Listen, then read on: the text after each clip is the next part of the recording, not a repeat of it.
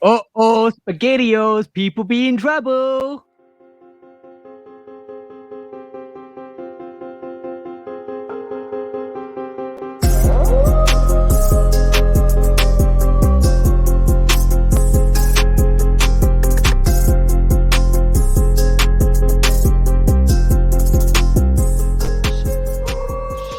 Hey, what is up, guys?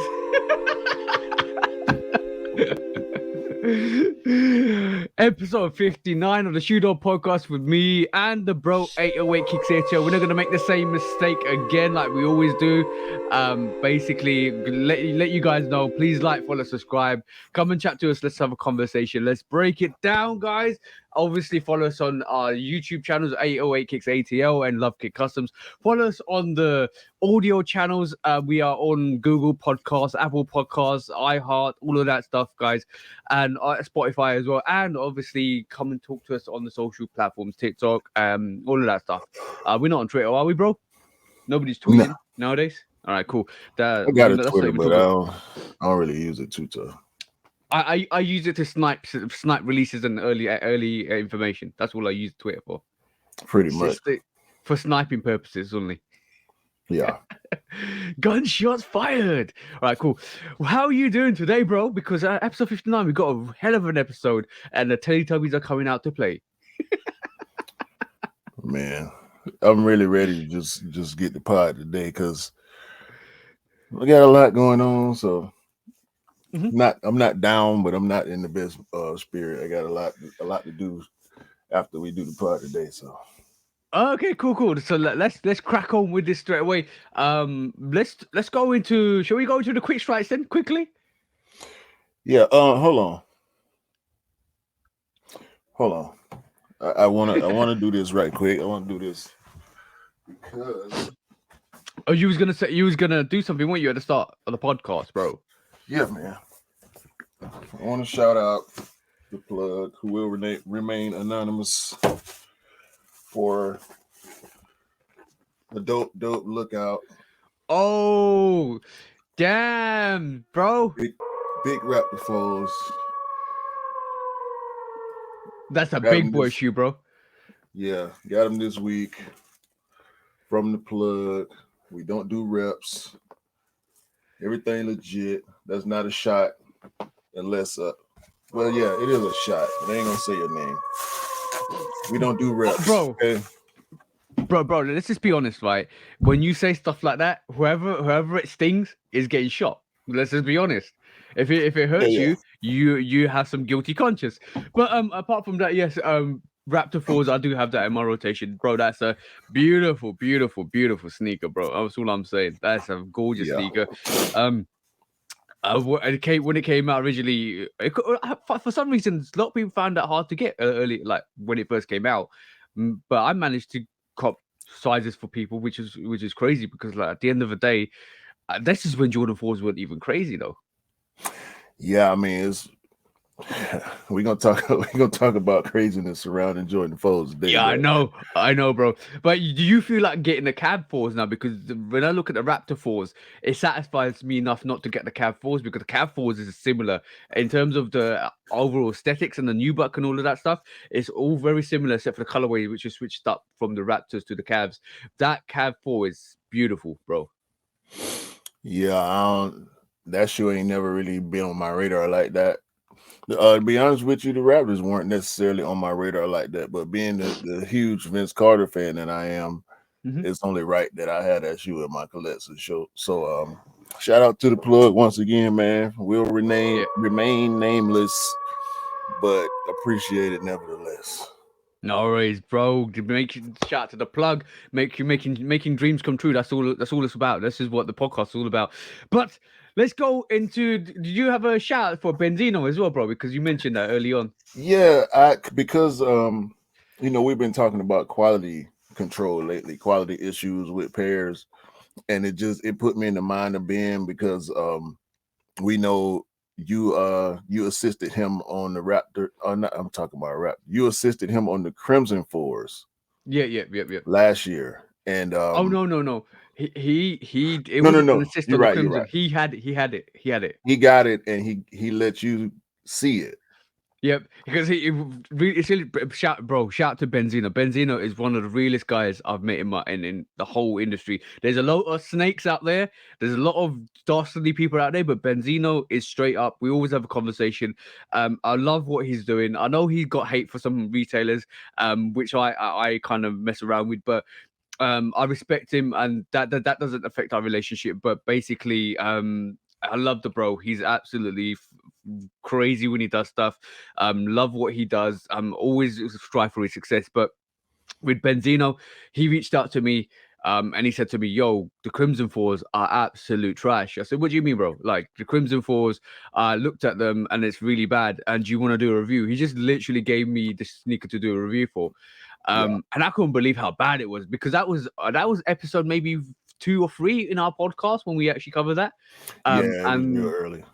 real early in the podcast. And bro, that the meshing was all over the place, the crease marks on it, the white marks on it, all of that stuff. It was really bad. I think you said he's worn it a couple of times because he's not scared to send it back. Yeah, he didn't want to send it back because he knew he wasn't going to get another pair because they were hard to get at the time. And I actually saw Crimson Fours on feet yesterday when I was out, but I've seen them quite a bit actually. It was a fairly popular shoe, even though Yeah. we didn't like it personally. No. But I still don't like it on feet. I prefer a bread four, like the podcast we talked about. I prefer the bread four on feet than the Crimson Four. yeah, I'm looking forward to the Thunder Fours, because basically that's yellow and black, and it's different, and it's a colorway that we all used to and love because obviously it's part of the Lightning Thunder pack.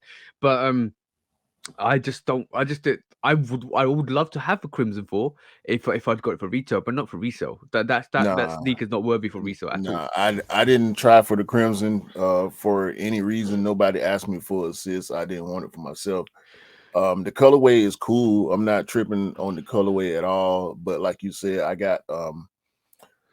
got bread for it, so I didn't feel the need to have the Crimson Fort in my collection. But when I reached Yep. out to Ben, just because I was thinking about it, and I hadn't spoke to him in a while too, um, so I reached out to him, asked him about the shoe, what did he do with it, and he kept it and he rocked it, and he said it's not as bad as it was, it's not as noticeable. I guess he made Adjustments. Yeah, he some said he was going to make some adjustments adjustments. to, Yeah. yeah, so he made it wearable. So I just wanted to give him a quick shout out, man. Um, By the way, I've thought I'd bring this to the table.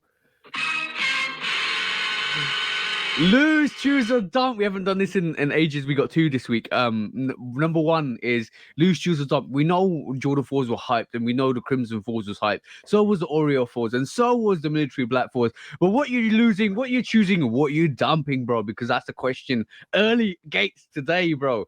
It's either the Military Black, the Oreo 4s, or the Crimson Fours. What you losing, what you choosing, what you dumping, bro? Because all of them had the same hype. All of them had the same drama. What are you choosing? dumping Crimson, Ooh. and I am choosing the Military Black. Yo, that's what I would have gone for as well, bro. Because like basically that is a good shout. The Military Black is the closest thing we're ever gonna get to the Military Blue until the Military Blue comes out, which I respect. Even the PSG is similar, even the Jordan 4 SB is similar, but the Military Yeah, Blue is with the that Military Blue. the Yep. gray suede around the toe. Yeah. I have a affinity, even though I didn't go for the Military Blacks. I didn't feel I needed that either because I had the PSG, and it's got Yep. that suede around the toe cap. I can't say the same thing for the SBs because of the color blocking, the colorway of that SB4 is so much different from any other 4 that I have in my Yeah. collection. I, So we tell I just we didn't coined need the Oreos at all. That's too much white for me. we coined the phrase material blocking over the last month or so. Yeah, Material blocking wise, that's similar to the Military Blue. Material blocking wise, colorway wise, no, but material blocking wise is close to the Military Blue because basically it's had that the Military Blue has the same suede new but paneling around the toe. which is similar to like we said the PSGs with the military blacks and also the Jordan 4 SBs. So that's material blocking wise, and the makeup of the sneaker is similar, but otherwise the colorways are different. But yeah, I agree. Oreos is too white. It's just like a plain white sneaker with some grey accents. Crimson, I would prefer the Thunders. But yeah, I went for the military blacks. I didn't miss them out. I didn't get them, but that's a whole different subject matter. But yes, shout out to Benzino for letting us do that, because that was awesome. And it's awesome when the bros reach out and kind of want to do stuff with us as well, which is great. Yeah. He's a Shoot Dog podcast alumni as well. So Yeah. shout out to But Ben. by the way, when I flung the sneaker over my head for the reel, Benzino had some questions. I said, "Don't worry, I flung them behind me where the pillow was. It didn't damage your sneakers, bro." Look, they was already damaged enough, bro. I didn't want to add extra damage to them. Let's just be honest. Nah. But Okay. let's go get into these quick strikes, man. Quick strike time. I'm excited and disappointed at the same time at this first quick strike that I brought to your attention. I don't know if you've seen it since I brought it up, but let's take a look at the Jordan 1 Alma Manier hand wash cold sample. Okay. I haven't seen this, by the way.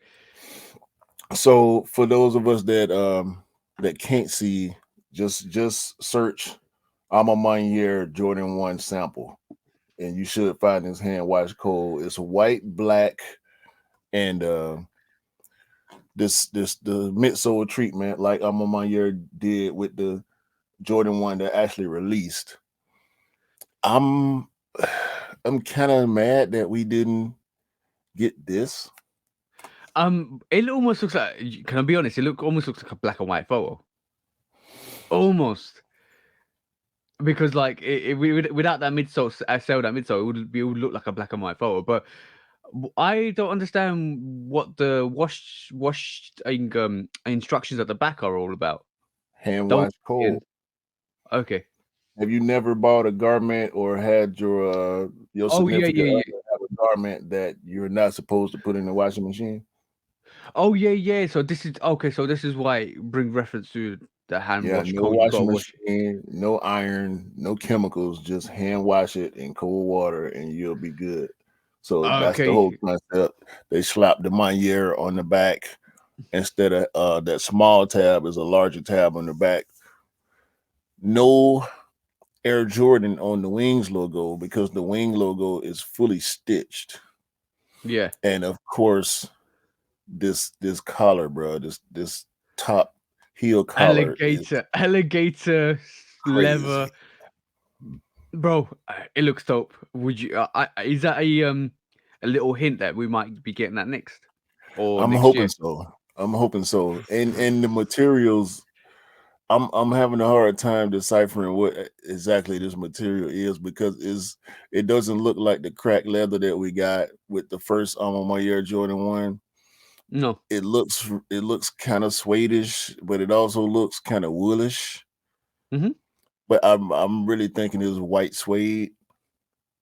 But it looks flat. It looks ironed down. You know what I'm saying? Like I'm just confused about what's going on with this sneaker. I'm confused and intrigued at the same time. You know what I'm saying? Yeah, it looks very unique. It looks very different as well from the original release. It looks like it's a black and white. This looks like it's almost like suede nubucky all over the sneaker. Which kind of gives us a reference of another quick strike we're going to discuss just quickly. But I like it. I hope we see it. I do hope we see it. And this one is clearly worn. Like if you look at the midsole, you can see some smudges on there. So I think this is a worn pair, either a worn pair or a unfinished pair, maybe. Yeah, it could be, could be. It looks like it's a good sample, guys. Go and check out the Cold Wash and Manier one sample. It looks dope, and it does look dope. We only got one picture, if it's which is Yeah. the back of the sneaker. So this could be a little bit of a hint, like Jordan Brand on Nike keep doing and with collaborations and stuff like that.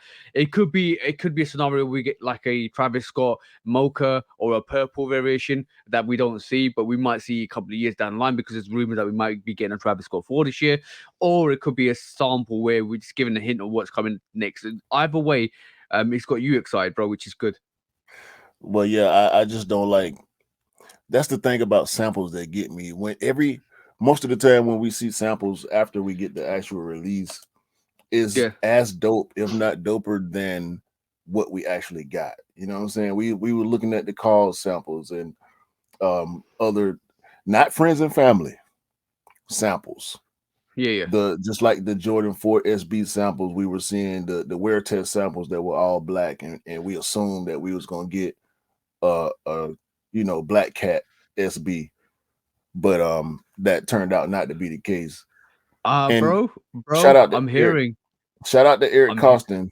That's what I'm about to say. That shout out to Eric Costin, because on the Sneaker Live, Eric Costin, he alluded to us getting more colorways, Yep. but they pretty much said that Black Cat was just a wear test sample. So Yeah, the Black Cat was a weird stuff. But I was having a conversation with Scott the other day, going on to the Jordan 4 SBs. We won't go into it just yet, but the samples look like we might be getting a variation, and that pine green looks very similar to a mock-up that was seen 4 years back, or 3 or 4 years back, which was the mock-up to the Do the Right Thing Jordan 4, which was another Do the Right Thing movie sample, which was going to come out, and basically it never came out, and we've getting a pine green SB with that same colorway. no, we did get a Do the Right Thing for No, it was a different variation to the the original. women's for. Yeah, yeah, but it was a different variation to that as well. Okay, I didn't see that one then. Yeah, but yes, that was quite interesting, bro. To be honest, let's just see what happens. We all, bro, we all sit here. We all every week we go through news, we go through information, we go through sampling, and we always get excited for stuff. And I kind of spotted it the other day. Some people aren't used to what we do, because like I know you the other week you said about the whole hate thing, and a lot of people don't understand why we've got a sneaker podcast, or people do sneaker podcasts, because they're not ingrained in the culture to realize that there's so much information and so much desirability on sneakers that people want to listen to this stuff like this, and they don't Yeah, understand. But yeah. if you, it's like everything. If you don't understand wrestling, if you don't understand motorsports, if you don't understand football, if you don't understand stuff like that, you'll be saying, why have you got a podcast so we can discuss this and that? Because you don't understand the tactics, or the logistics, or strategies, or the materials, or why people want to actually kind of want to talk about sneakers or anything like that. It's whatever, bro. We gotta let that stuff roll off the shoulder and keep it moving, bro. Oh yeah, of Brush course, the of dirt course. off, like Hov said. Yeah, Um, but Go okay, ahead, go cool. ahead. You do the next quick strike. Go, bro. I've just seen what you've loaded up. Let's go with this one, bro. So for people that don't know, right? I'm a huge basketball fan, so I pay attention when basketball legends speak. Yep. And this Dennis Rodman, bro. Let me just say this. Dennis Rodman is a cultural icon, right? Not Yeah, very much only so. an NBA icon, legend, historic player, Dennis Rodman are all these things, but he crossed over into mainstream culture with some of his off-court antics. Yep. And in retirement, he has found a resurgence with his clothing brand, and also social media wise. We remember him tearing open the Yeezy box, right? Because he didn't know Yeah. how to open the Yeezy box, so he just ripped it apart. Yo, Dennis Rodman has been campaigning since his appearance on Sneaker Shopping, and he's letting the world know what us sneakerheads may or Already may knew. not know. Yeah. Yeah. Yep. Travis wasn't the first one to do a backward The, swoosh. yeah. He did it first in the mid 90s. What you I think was I Dennis was Rodman just calling out Travis? bro, I was just thinking this the other day, or actually, as you was mentioning it, if Dennis Rodman was around right this moment in time and in his prime, let's just say if the Chicago Bulls team was around right this moment in time, in his time, right? Wouldn't we be looking at Dennis Rodman as an equivalent to Travis? About his fashion, his culture. And I think in the 90s, Dennis Rodman was very misunderstood throughout his career because I think he was ahead of his time, very ahead of his time in Mm-hmm. terms of his fashion and his looks. If it was done today, maybe we'd pay more attention. Maybe he'd get more collaborations. Maybe you get more. He would probably have a bigger signature sneaker with Nike or with one of the brands. But I do believe like he's right. I think you can only say you can only say your truth, and he said his truth. Yeah. And see, with Dennis Rodman almost 60 years old. Yeah, Um, he's not a sneakerhead.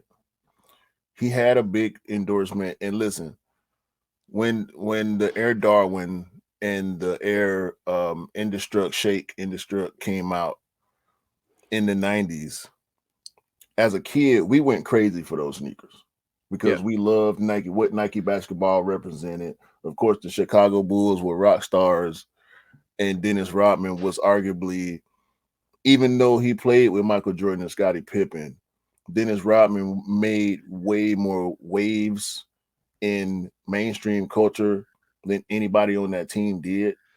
And yeah, his shoes did well based on him playing with Jordan, but also on the attention that he brought to himself and that he brought to the brand. It wasn't necessarily negative attention. He was just doing a lot of crazy stuff. And so knowing all that, I'm not surprised when Dennis Rodman come outside and says stuff like this. can't hear it, bro. You got to put the volume up. Oh, I'm sorry. I'm sorry. No, Let's go one more time. Chicago Bulls. Come on, Travis. Give me some credit, you know. That's right. You copy my Travis shit. bit Dennis's You design. copy my shit, right? So anyway, so this ain't new. This ain't new, brother. Wow. Congratulations. And it's and fact. when and yeah, bro.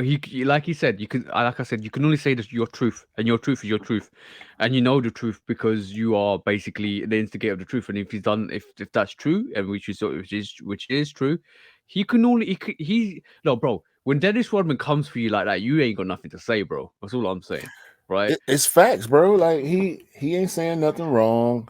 He ain't telling no lies. I don't think he's attacking Travis necessarily. I look at it more as him trying to let people know, especially the younger people that aren't aware of his sneaker history, Mhm. that the backward swoosh ain't nothing new. That's all it is. Yeah. And I'm definitely gonna say I remember Dennis Rodman from his Detroit Piston days when was it the Jordan Yeah. rules that they did? Yeah, bro, I remember that. And that's where I remember him most from. But him migrating from the Detroit Pistons to what was it, the Spurs, and then basically going to Chicago Bulls. That he's had a career, and it was unfortunate because he could the Detroit Pistons could have won the NBA, but not really. They did. Did they? What is it last season? What you mean? No, didn't the Bulls had to get through Detroit. Yeah. Isaiah I remember that. Thomas, Dennis Rodman, Bill Laimbeer, Mark Aguirre, like they won 2 championships. Oh yeah, 89 and 90. Yeah. I got that. Jordan could Yeah. not get to the finals because of Detroit Detroit Pistons and the Pistons. Yeah. Boston Celtics. Yeah, because of because of that famous allegations of the Jordan rules, so had to shut out Michael Jordan. It was real. It was Yeah. real. Chuck Daly, the coach of the Detroit Pistons back then, told his team, don't let him leave the ground. If he Yeah. leaves the ground, bring It's him back over. to the ground. Yeah. The Jordan rules. Yeah. Bro. So shout Oh out Dennis man. Rodman, man. And that Dennis Rodman's a legend, bro. Like Scottie Pippen, Dennis Rodman, and everybody talks about that conversation about what would Jordan be without them two. But like he wouldn't they were have great. 6 championships. Yeah, they were great. They were one of the best. And you have to acknowledge, Scottie Pippen's got 6 rings, hasn't he? Yeah. Yeah. Jordan ain't win nothing without Scottie Pippen. I know. And he wouldn't have won anything without Scottie Pippen. Yeah, respect for all the LeBron haters that like to talk about Kyrie and Dwayne Wade and you know other great players that LeBron played with, Anthony Davis. Jordan didn't do it by himself. So y'all do y'all research. Okay? Yeah, no, and that's the most important thing. You can't do it alone. Sometimes you need to use it you need to grow as a team, and that's what sports is about. A football team, NFL team, NBA team doesn't matter, bro. You need a team. You can't be an individual star and not do it. You can't put Messi into an average team and expect him to be world class all the time. Nah. It don't work. Exactly, bro. All right, bro. Next quick strike, because this one's a funny one, bro. This one is how we started this podcast. SpaghettiOs. Teletubbies is on show. Give me your opinion, bro, because this is a £2,084 sneaker, which converts to $2,500. This is a Teletubby, Christian Cowan Teletubbies high-heeled boots. Obviously, this is for the fans that love Teletubbies and want to rock some kind of nostalgia. This is like I said, the Pandora's box is open for mischief, and it's allowing. I've seen Dragon Ball sneakers or boots. I've seen Teletubbies boots. I've seen, what was the other day we saw, bro? It was the only thing I saw this week was the Dragon Ball Timberland. Yeah, and we saw the Mario boots last week as well. Mario boots, right. Yeah, that's the one I was remembering. But yes, this what do ain't you think? Right here, bro. This ain't it. First of all, I don't know who Christian Cowan is. I've never heard this name before. Obviously, we're not high fashion guys; we're sneaker guys. So maybe he was a huge Teletubby fan. I don't know. Maybe there's a Teletubby subculture. I don't know. I've never seen or heard of it. But this ain't it right here, bro. Christian Cowan this is trash. This is ridiculous, bro. Christian Cowan is a designer who founded his label in 2016, graduating from London College of Fashion in 2016. The basically is a designer. I've heard of Christian Cowan before, but I'm not too synonymous about what he does or what his name or what his brands or stuff like that. But I've heard the name. Yeah, relatively young, but I think it's quite coincidental. Once Mischief has released their big red boot and the wavy baby and all of that stuff and the gob stompers, I think most of this came out the gob stompers, bro.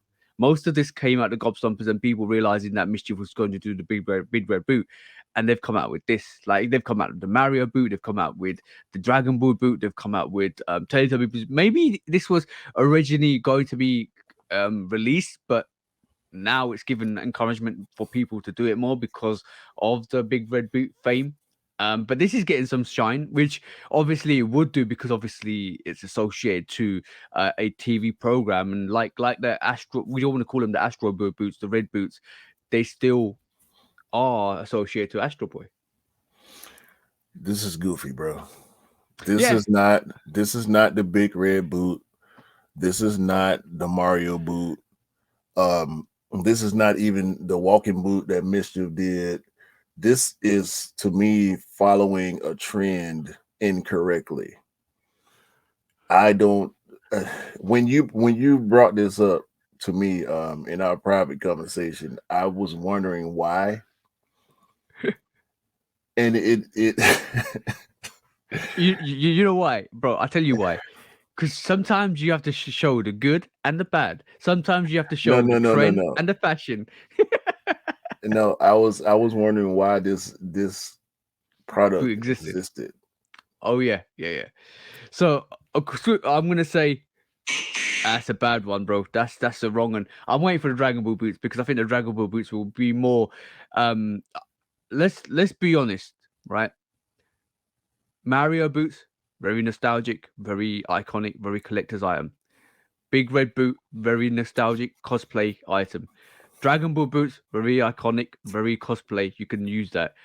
But and all of the boots I've just mentioned, you can utilize and use in cosplay. You can't utilize this Nah, in cosplay at all. This nah. is wear it like it is because you love Teletubbies. This is if somebody made a SpongeBob costume and said wear it. This pointless, bro. Yeah. This is I pointless. I I agree, and on that, I'm gonna remove it from the screen because we're not going to talk about it anymore because that's terrible, bro. That's just terrible. I just don't know what they were I doing I with that, bro. I doubt if we'll see anybody try to pull these off successfully. I can see content being made from it just to Yeah, take the just for laughs and giggles. but this we talking about over 2,000 in either of our currencies. We talking over 2,000. Yeah, It's very not much worth so, it. bro. So Very much. we'll see models that were seeded pairs or either works doing advertisement for the companies. Probably where it is, we might see it on a runway, but this ain't gonna work, bro. But It's how you gonna way style too it? expensive. How are you gonna You start? Yeah, can't. it's too expensive. It's too expensive for the onset because it's all handcrafted. And $2,804 a pound. I mean, that's a Nah, lot bro. of money to spend for a sneaker. We're talking about sneakers. Let's swiftly move on, bro. Cause have you seen this, bro? This is the CO.JP Air Max One, bro. Have you seen this, brother? I want this. Bro, this is dope. This is obviously the 35th anniversary is encouraging Nike to do a lot more, and they're about to release a CO.JP Air Max One, bro. This is dope. This is this is like Michigan. This is the Michigan CO.JP, by the way. It's making me wonder what the CO.JP like association with the Michigan is, but this is dope, bro. It's just look at the materials on this sneaker. That crocodile swoosh on this Michigan 4 is dope, bro. It's like a more of like a snake skin Yeah. on that swoosh, but I think the Michigan is the colorway. I don't I don't know if I don't see how CO.JP could have any association with University of Michigan outside of maybe somebody that's designing or working on this, maybe attended Michigan, Yeah. but that obsidian and maze are definitely Michigan colors. Yo, the outsole, yeah, mazy yellow outsole looks gorgeous, bro. I just kind of stopped it there. But guys, if you listen to this, go and check out this Nike Air Max One CO.JP Michigan. You have got a treat in hand. And when Dell saw this, he's like, "Yep, I want this." Yeah, Yep, me too, bro. bro. Like this colorway is crazy. The yellow air bubble. Ugh. Yeah. It's crazy. It's literally crazy. I like this a lot. I saw this. I don't wear Air Maxes. But you know what the thing is? I can't say I don't like Air Maxes. I do like Air Maxes, but I don't think they suit me. This is why I don't get them. But I love Air Maxes in terms of I love seeing them. I love the releases. I love what we're seeing. I love the fact that the bros can get Air Max ones and all that stuff. But this is gorgeous, bro. This reminds me of the Michigan Fives a lot. It reminds me The a color. little more of the Michigan Air Max 95 than it does the Michigan 5. I think about the Michigan Dunk too, and I think this color blocking lends itself more to the Michigan Dunk High than it does to the Michigan 5. Okay, I respect that. I truly respect that. But it's a great colorway, great executed sneaker. No, that's The ridiculous. yeah, bro, you did something about yellow and that almost dark navy royal, not even royal, dark navy blue. It's just so good, so good. Swiftly moving on. We aren't getting only one CO.JP. We're getting two CO.JPs. This is the CO.JP Night Dunk Low, bro. This is as fire as the AMX one, bro. Look at the underlays to this sneaker, guys. And guys, if you want to go and look at this sneaker, go and look at the CO.JP Night Dunk Low. This has got like almost a Travis Scott vibe to it. The brown overlays, the snake, is it snake skin underlays? Yo, this is dope, bro. This is absolute. Nike are killing it, bro. Bro, why now is everything brown associated with Travis? I don't Because you know I why, don't bro. like that. You No, know why, bro. we had brown colors on sneakers before Travis started getting collabs. Yeah, I know, bro. But every time, let me just be, let's be honest. Every time Travis has got done something, he's always included brown. We saw the Mocha ones, reverse. We saw the Mocha one lows. We saw the Air Trainers. We saw the British khakis, even though it was a lighter brown. He does a lot of things with brown, and this is why we associate all the merchandise for the Air Trainer one was brown. Every I'm not time I think about Travis Scott, it's always got something brown to do with it. My mind doesn't do that, but other people's minds do. I just don't understand why. Like I get it. I get the association because Yeah. Travis popularized the color brown on sneakers Yep. for a lot of people. But when I Yep. see brown sneakers, I just see brown sneakers. Like when I think about the Mocha 3, I don't think about Travis Scott. When Oh I see no, no. this CO.JP dunk, I don't think about Travis. I just see a You brown know sneaker. why? You know why? Because Travis did the Jordan 1 low mocha as well. So from that, that's the way you grab your association. But Travis Scott hasn't done a Jordan 3 mocha. So that's the difference. See what I'm saying? Because like when like this is why the mocha 1, even though it's disrespectful, was regarded as a poor man's Travis Scott. Because it's associated with the Jordan 1 mocha. If Travis has done the sneaker and it's got a brown variation, everybody's going to associate it with Travis Scott. Unfortunately, that's always going to be the case, bro. I I don't get that. I'm not rolling with that, and I don't like this sneaker. By the way, Oh, you like it? I we like it. didn't pull this up to talk about Travis, but I don't like Hmm. this. I get it. You know, it's cool, but I wouldn't buy it to put on foot. Nah. Yeah. Well, I think it's dope. I think Cam would love this. Yeah, I mean, it's cool. It's just not for me. CO.JP does so many different things when they get collabs. But this one, much like the biohack, is not for me. Yeah, I like it. I do like it. I'm not a Jordan. I'm not a Nike Dunk low guy, but I do like it. I do like it. Okie dokie, bro. Next, moving on swiftly to the next quick strike. It is this beautiful sneaker. This is the Nike Air Mac Attack, bro. We was bringing this up because this is Give us some history on this Mac Attack, bro. So John McEnroe, one of the most controversial, most popular greats of tennis, Nike endorsee.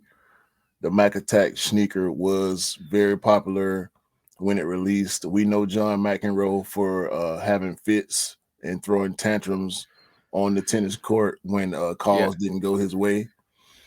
And James Whitner and Social Status are taking it upon themselves to reintroduce the Mac Attack in a different way. I like the green, not so Yep. much the yellow under the green on the tearaway aspect. I do like the fact that you tear away that green and reveal a Social Status logo. Yeah. And it appears on that left shoe that. Do you remember the Travis Scott 270? Yeah. I remember that. The midsole wasn't permanent. So if that midsole got wet, that sail looking color would wash away. Oh yeah, I And see what you mean because on the right on the green sneaker, which is how you're gonna get it, it's all saily, but on the tearaway, it's white, which it looks like it's been washed away. exactly. And if you look closely at the midsole on the non-altered shoe, the right shoe, you can see that sail is not even. It don't look permanent. So Yeah, this you whole got shoe you. is meant to tear down and tear away, and become something else over time. Obviously, you know, when we get something that's tearaway, people get early pairs and they gonna show you what's going on underneath. But these are cool. I'm not necessarily interested in them, but for historic purposes, I like social status doing this. Yeah, I do enjoy it. I think it's a great look from them. But yeah, but obviously let's just see how that release goes, and I'm interested to see what the sneaker looks like in hand. But yeah, if you're an Air Trainer One guy, if you love John McEnroe, definitely this is a vibe for you. Anybody that's associated with tennis would love this sneaker as well. But yeah, I just want to showcase that quickly. If guys if you want to look at this, go look at the Nike Air Mac Attack, social status Nike Air Mac Attack, and you'll find what we're talking about. It's hard to find at the moment because this is the only place you can find it on Instagram. But you will see more pictures of it in the next couple of weeks, I think. But swiftly moving on, bro, like we always do.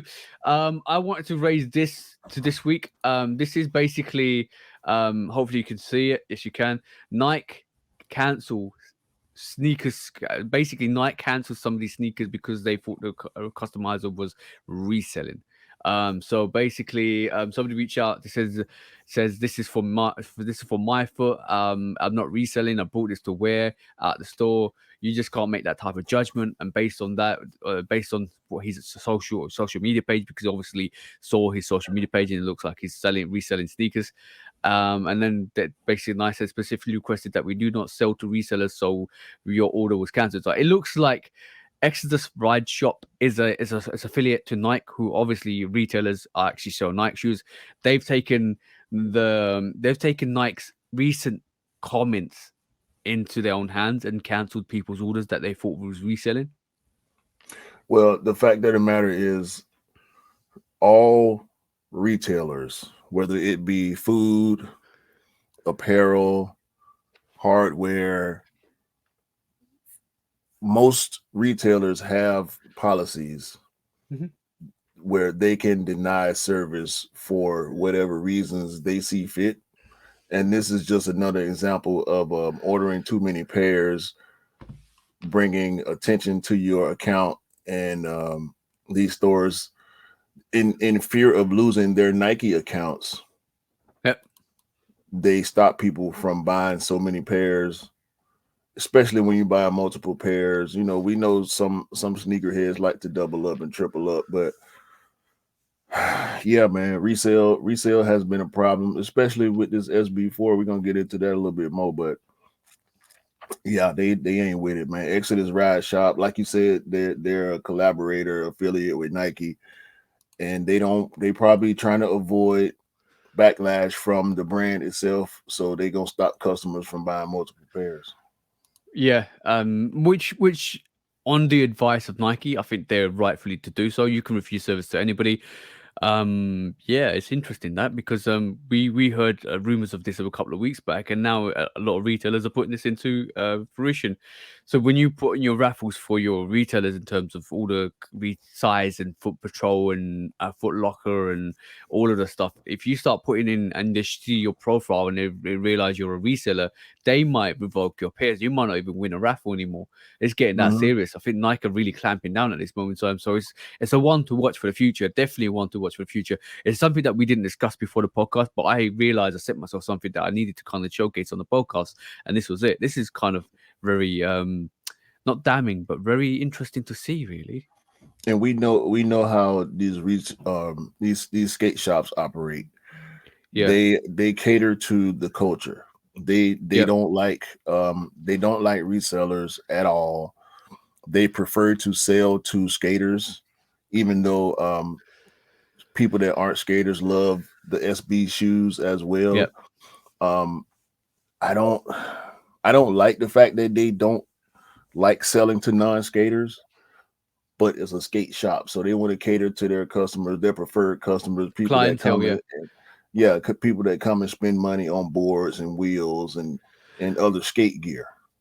You got to respect that, bro. Because I think from my perspective, I understand why you're frustrated because you want the sneaker, but I can understand from a perspective of a person that does unique stuff like you're saying skateboards. If you're just there for the sneaker, but you're never gonna spend money on them on their merchandise like skateboards and wheels and t-shirts and bags and hoodies and all of that Mhm. stuff, why sell to you when somebody else that actually spends the money and shows the loyalty that they have done? And it's Right. and then it becomes loyalty based because obviously now you're saying if you're loyal to this company, we would give you priority. Exactly. 100%. and And and I kind of respect that. I do respect that, even though we don't like it. I do respect that. yeah, as sneakerheads, we don't like it, but if we were skaters, we would appreciate it. Yeah, because no, it's for me it's enhancing your reputation. Like I said in a live the other day, it takes a little bit of it takes just a little bit of kindness, a little bit of thought. And I said this, no, I said this about the Air Max 1 Liverpool sneaker. They what Nike did was okay because basically they kind of did a sneaker pass for the Liverpool Air Max 1 in Liverpool, but they should have gone one further and actually got Liverpool Football Club involved so they actually could do a release in their stadium on the official merchandise where people can go pick up and maybe have some footballers to come and sign their boots and stuff like that. That little bit of a touch brings kind of some extra loyalty, extra like passion to the release, and it means that you get people respect that. And this is what the skate shops do: is when you spend money with them and they give you loyalty by giving you the releases, it makes you think, wow, these people actually really care about us enough to the fact that we mess with them, that they mess with us as well. And that I Yeah. respect a lot. That is like loyalty 101. Yeah. Facts.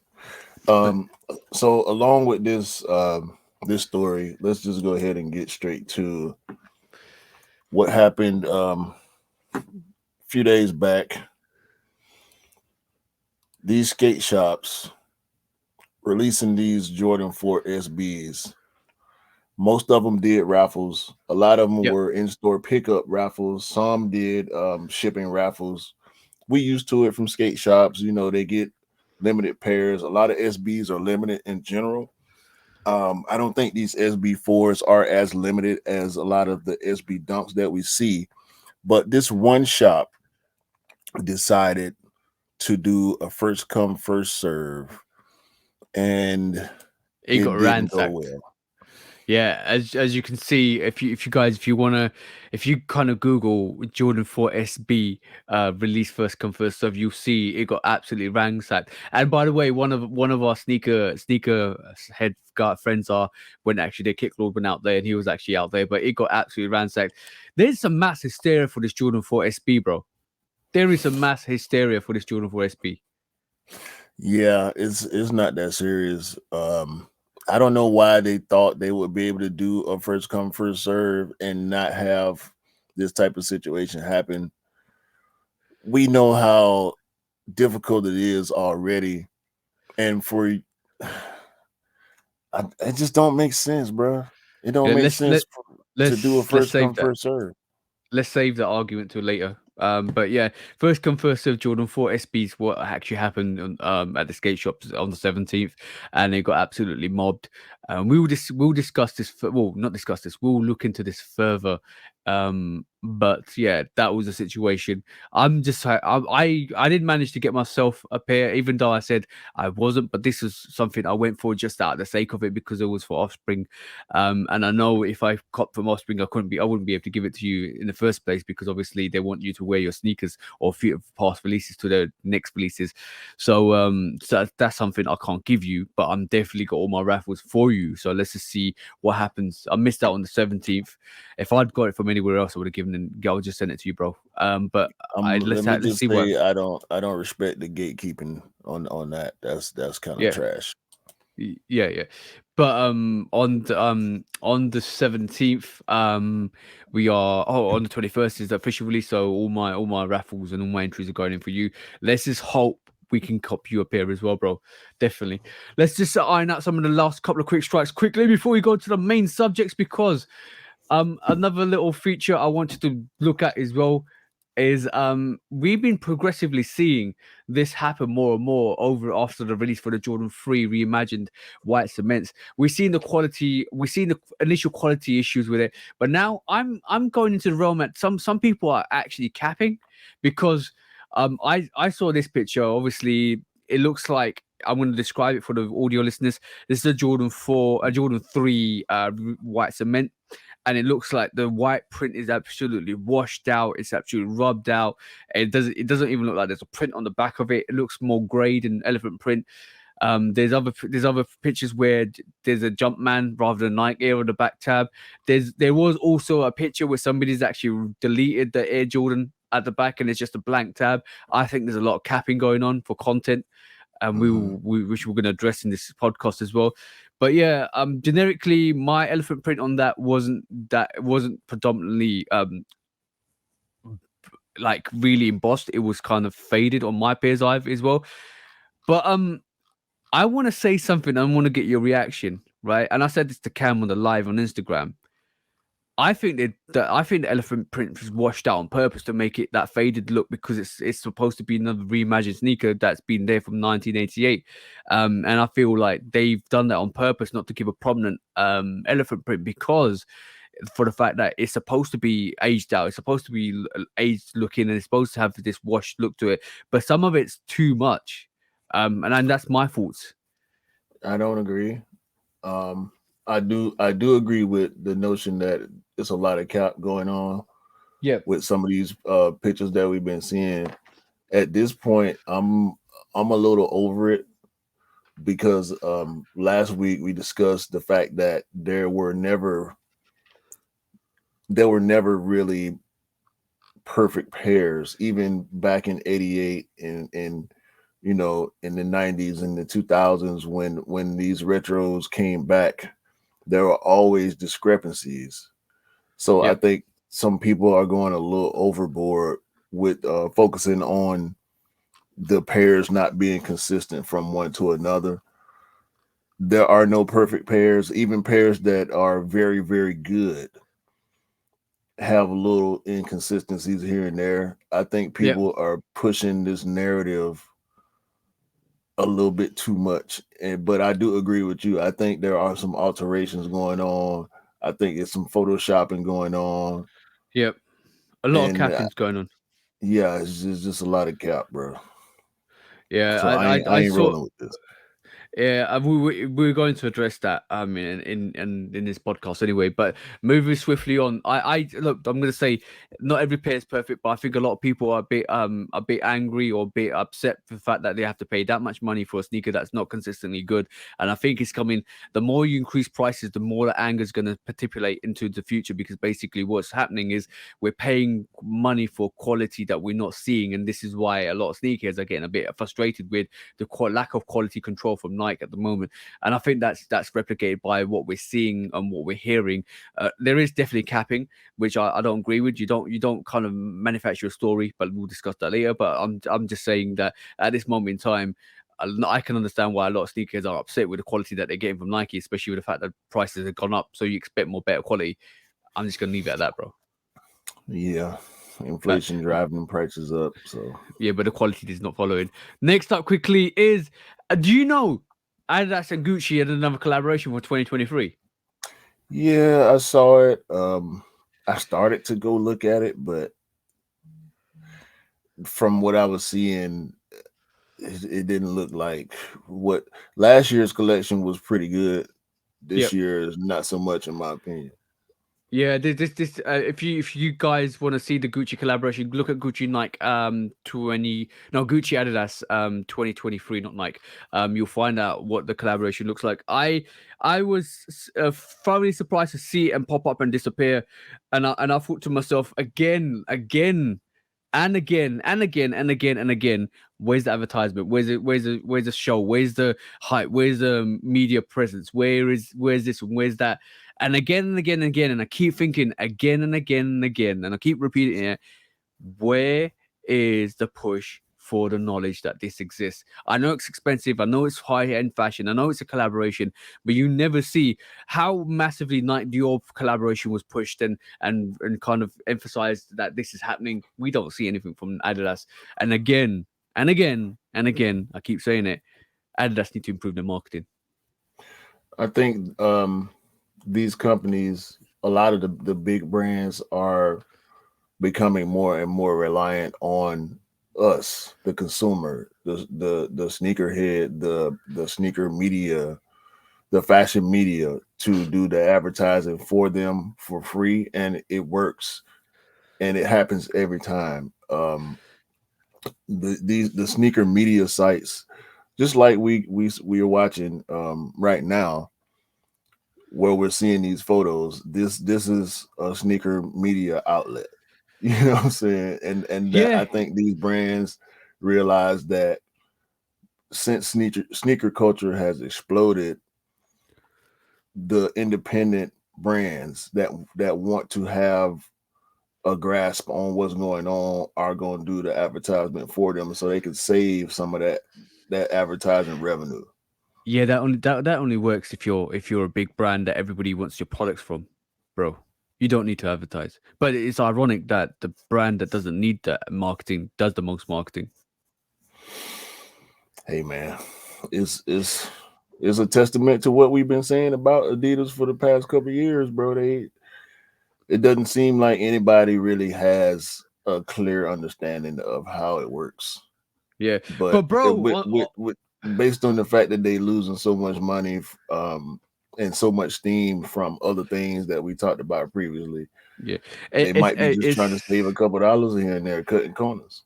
yeah, it's very evident from look. We can talk all we want, right? We can always talk all we want, but facts and money and sales is the bottom line.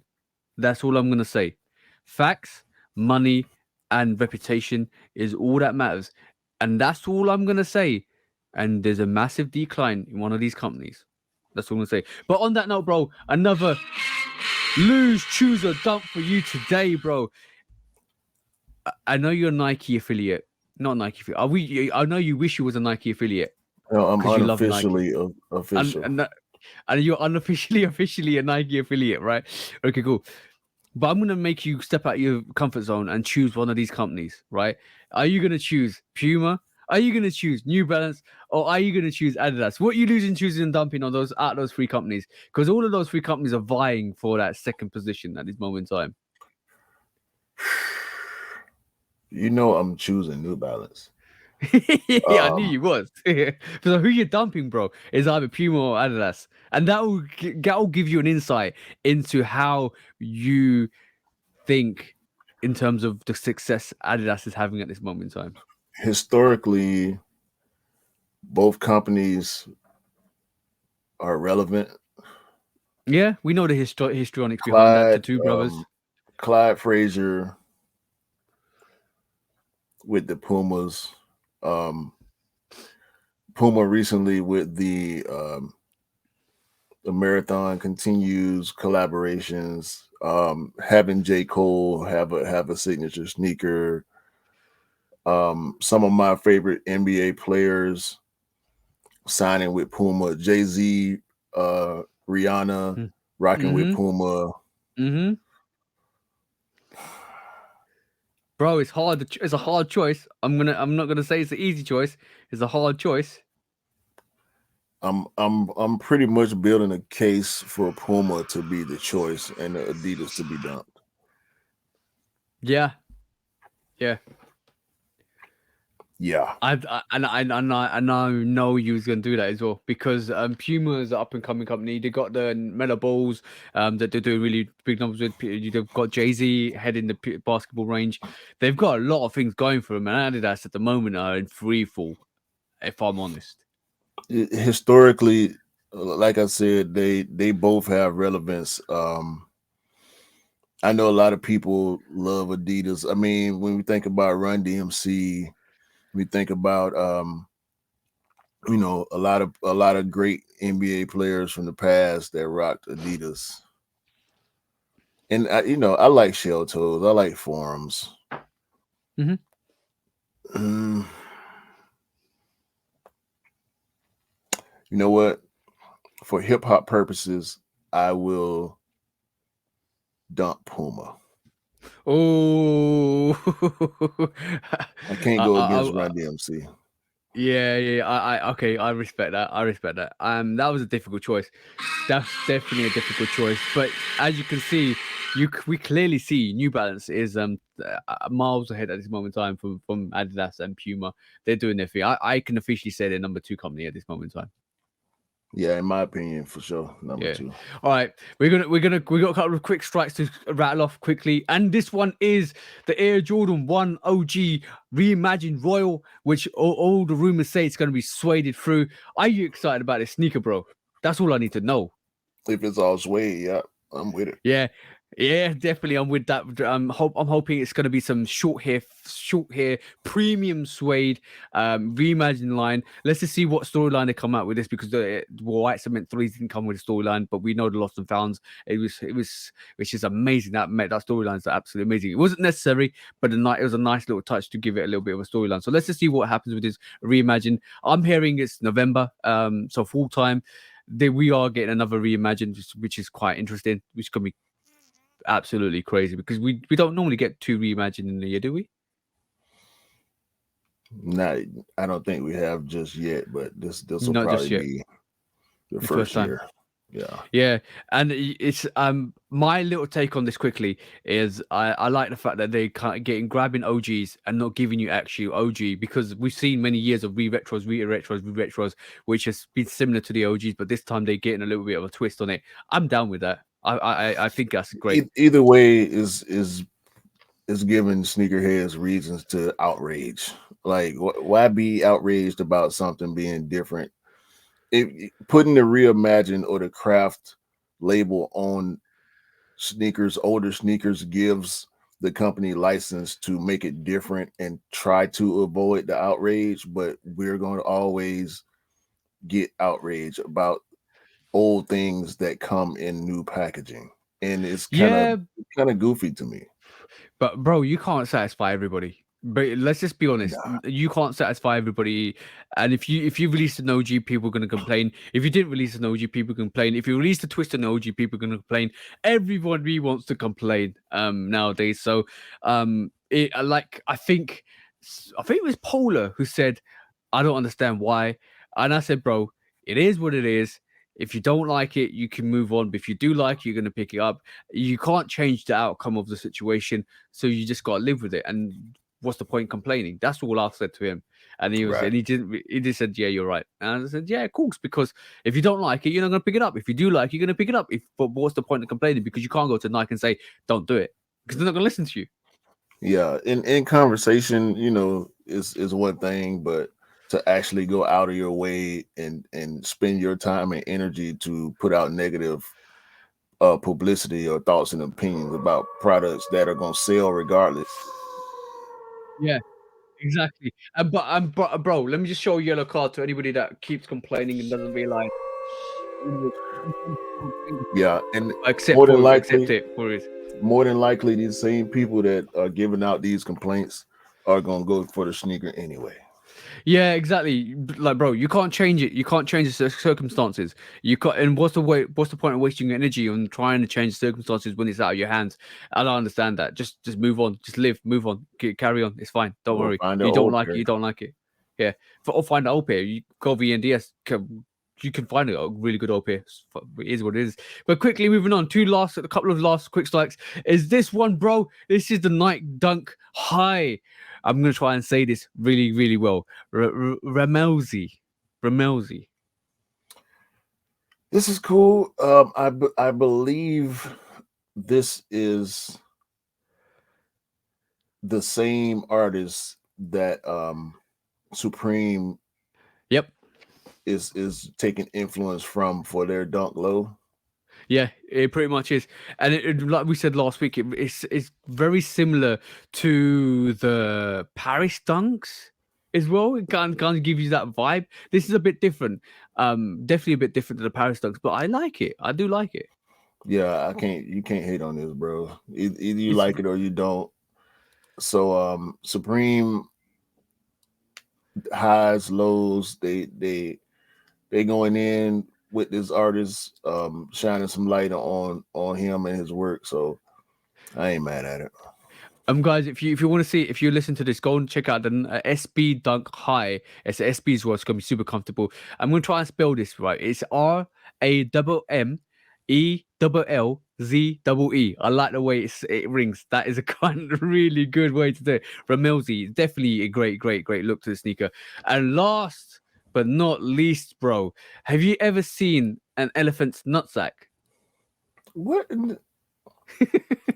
What are you talking about, man? Don't ask me a question like that, bro. You're about to see an elephant's nutsack on this Jordan 1 grey Don't ask me no atmosphere. question like that, bro. Ever again. Ever again, bro. What's wrong with you? What is wrong with you? Why would you ask me that? Yeah. All right, cool. Going back to the sneaker. Okay, this is the Jordan 1 Low OG Atmosphere Grey. It reminds me of the Stealth Greys. I've seen pictures where the grey doesn't look as grey, it looks a bit browny than grey, but it could be the angles that photos are taken. But bro, this sneaker is crazy, bro. The look at the leather on this sneaker. Yeah, it puts me directly in the mind of the Neutral Gray OG Yes. lows. Yes, bro. And we know how the leather is on those. Guys, go and check out the Jordan 1 Low OG Atmosphere Grey. The leather on this sneaker is crazy. This is why I said, have you ever seen elephants? Not sadly, because this is as close as you're going to get to seeing it. Bro, I don't know either, but I'm just saying this quality on this leather is crinkly. It is soft. It looks soft. I just want to touch it right this moment in time. Bro, it's crazy, bro. That's dangerous though. Like when you got leather that's that soft, you really got to pay attention to the way you move when you got them on, because the slightest scuff or cut on that, bro, and it's a bad day. Buttercup. Definitely Buttercup, bro. Definitely a great sneaker. I know E wants this, and it looks like, I'm gonna be honest, it looks like the actual swoosh, the back tab panels, anything that's Atmosphere Grey is more of a premium nubuck. Yeah, that's how it's looking. These dope though. I don't know. I don't know why they would do this so close to the stealth release, but I like these more than I like the stealth, to be honest with you. It does you know what it is, when you cut off the high panel, it does really well. It does really well. I have to agree. I love the stealths. I love the stealths. Everything that the stealths brings, I'm definitely gonna try and wear that soon. But I'm gonna say that this is probably better. This is the first time I see the lows being better than the highs. The stealth low is dope, bro. Dope, absolutely dope. I think it's gonna sit. I do believe it's gonna sit because we need to, the Neutral Grey 1 Low sat, this is gonna sit. I reckon. The Neutral Greys didn't sit here, so I imagine these won't either. The stealths kind of hung around for a while, for maybe a month or two after release, but you'll be hard pressed to find a pair now sitting around. I think these will do probably the same. Yeah, definitely. It's a great. I don't think they'll make it to sale prices. Put it like that. No. They won't. They won't make it to sale prices, but I think they'll sit around for a little while. He wants a pair. Definitely, he wants a pair of those. Those are I don't deny why he wants a pair of those, because those are dope, bro. That's one sneaker I think is a really good low release for this year. Yeah, we're getting quite a few lows. UNC Chicago, the Black Toe lows, all OG cut. So I'm with it. Okay. That was all the quick strikes for today. Let's go into the main subject for today. Go on, bro. You've loaded up.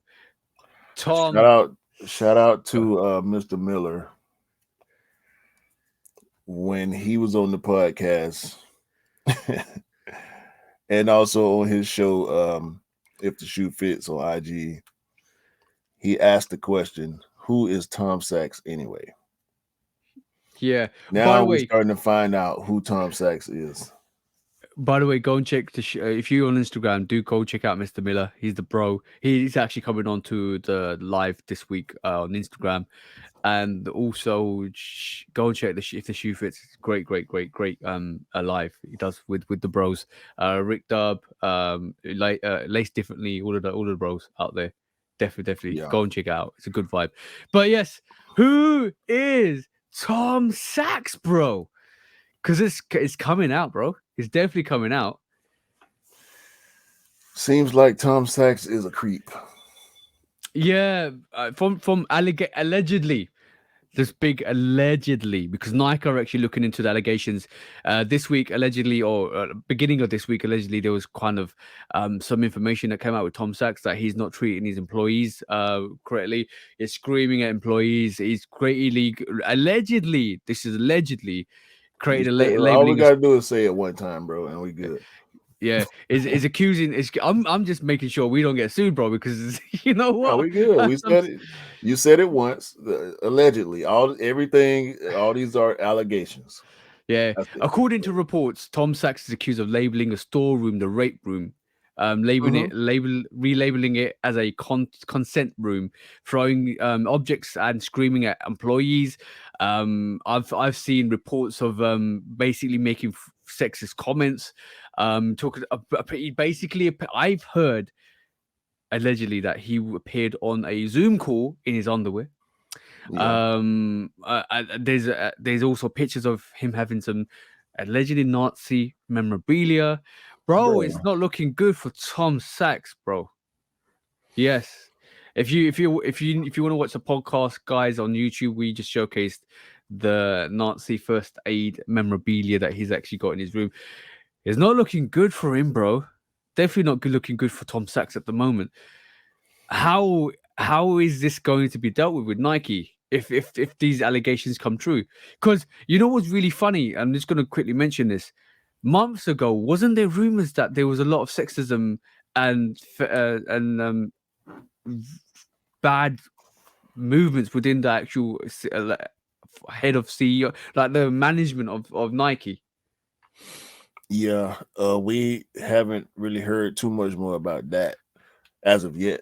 But isn't this I don't think those things are related. We don't know if those things are related. These two situations are related to each other, but they seem to be very similar. However, I don't know. Again, who is Tom Sachs, bro? Like this guy, for me, came out of nowhere into the sneaker culture with the Mars Yard. Yep. And the snow boot. I can't remember the name of that snow boot that he dropped with Nike. We know the GPS. We know how popular the GPS sneaker has been. I went for the initial pair of the GPS because I did actually like the colorway on that silhouette.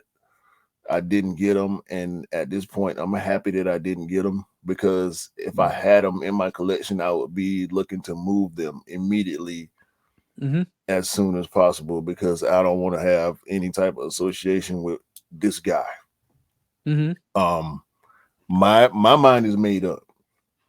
These are allegations. But I'm straight. I'm so straight on Tom Sachs, bro. Like I don't respect, first of all, the allegations of abuse in the workplace. I'm not rolling with that.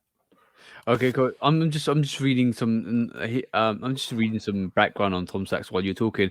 It looks like he was a sculptor and architect as well, which basically he was involved in the space program and built numerous space-related sculptures throughout his career. So I don't care about none of that, bro. Ain't none of that got nothing to do. Ain't none of that got nothing to do with it, even the sneaker. The reason we talking about him Is it because he's been associated with Nike in the past Yeah, years, yeah, yeah, right? yeah. And this is what I'm saying. That all of that built up to the Tom Sachs Mars Yard sneaker. All of that built up to the GPS. All that built up to the space, like the almost like that space boot that he created with Tom Sachs or with Nike. So basically, it looks like his background is associated with space and architecture So and what? So but I what? like He's a no, but no, no, no, no, no, no, yeah. no, no, no, no. He's a creep. Oh no, I'm not He's a denying that. creep. I'm giving a bit of a background on his life and his career. So that's where Tom Sachs is associated from. So Obviously, what? I don't obviously, care. I don't care what he's done in what other industries. I don't care what he's done with Nike since, bro, allegations of sexual harassment, yeah, yeah. abuse, calling a room the rape room, a And basement relay storage and being relabeling called it the to the rape consent room, room. Yo, that's creepy. That is definitely creepy. Even call having even Nazi paraphernalia. We that's talking about bad, bro. Nazi paraphernalia. This is what we talking about. This man collect, like, why would you have that there if you didn't want it to be there? And this is your place of business. You can. This is under your control. Yep. Ain't no way, bro. Ain't no way anybody. I don't Yeah, yeah. care. He could have been born in Germany. I don't care, bro. It's not right. It's not cool. None of what he's done is cool. We've seen, bro, since the pandemic, it's been 3 years, right? Yep. How many situations have we seen of people doing crazy stuff on Zoom in these Zoom meetings? A lot, bro. A lot. He one of them too. You show up to a Zoom meeting with Nike in your drawers, dog. I think those I think the allegations with Nike head of Nike or CEO or management Nike management and linked with sexism and abuse is linked to Tom Sachs as well. If I'm honest, this is gone on, and I think it's come out because of that. Otherwise, it would never come out. It would have be kept under the radar. But I do believe that this situation is a consequence of what was talked about months ago with Nike and the fact that they've got some in-house management to do with abuse and sexism and all that stuff. So I do believe this is linked to that. This is probably a separate occasion, but with all of that information said, and the fact that we've read all these allegations, Nike knew, bro. Nike, if you're turning up to a Zoom call in your underwear and it's a bit creepy, and have you got a room and your employees are telling you that this guy is throwing objects, screaming at them, has got this room and got this paraphernalia and all of that stuff, you Nike know. Nike know, and this is why they haven't tried to hide this. This is why they've come out with a statement to say we need to deal with this and look at the allegations and see what's true or not. And I do believe that that's what they're doing. But what do you? Because this is, let's be honest, this is like Kanye and Adidas in a way. In a way it is, because one of their employees or their associates has come and done stuff that that not agreed with. So now, what do Nike do from this? They got to What do cut you think? ties with him. They got You to reckon? cut ties with him. They got to listen. It's easy, bro. It's so easy for me to make this decision. Tom Sachs ain't moving the needle like Travis or I'm a Meyer or the SB brand or any other collaborators that they associate with. You see, if they cut ties with Kyrie Irving, they better cut ties with him. Oh yes, yes, yes, yes, bro. You just put the nail. You hit the nail on the head right there, bro. Because if if if if Adidas dropped Kanye, if You talking Kyrie about dropped, anti-Semitic? yeah, if Nike dropped Kyrie, why wouldn't they drop Tom Sachs? We talking anti-Semitic, bro. When they dropped Kyrie, this Um, dude got Nazi paraphernalia in the workspace with mhm. other people that may be Jewish or of Jewish descent, black people. Like, come on, dog. You know what? I'm gonna just say this. The Nazi flag, that whole flag, Swastika. yo, swastika. Yeah, I don't like calling it wherever it is.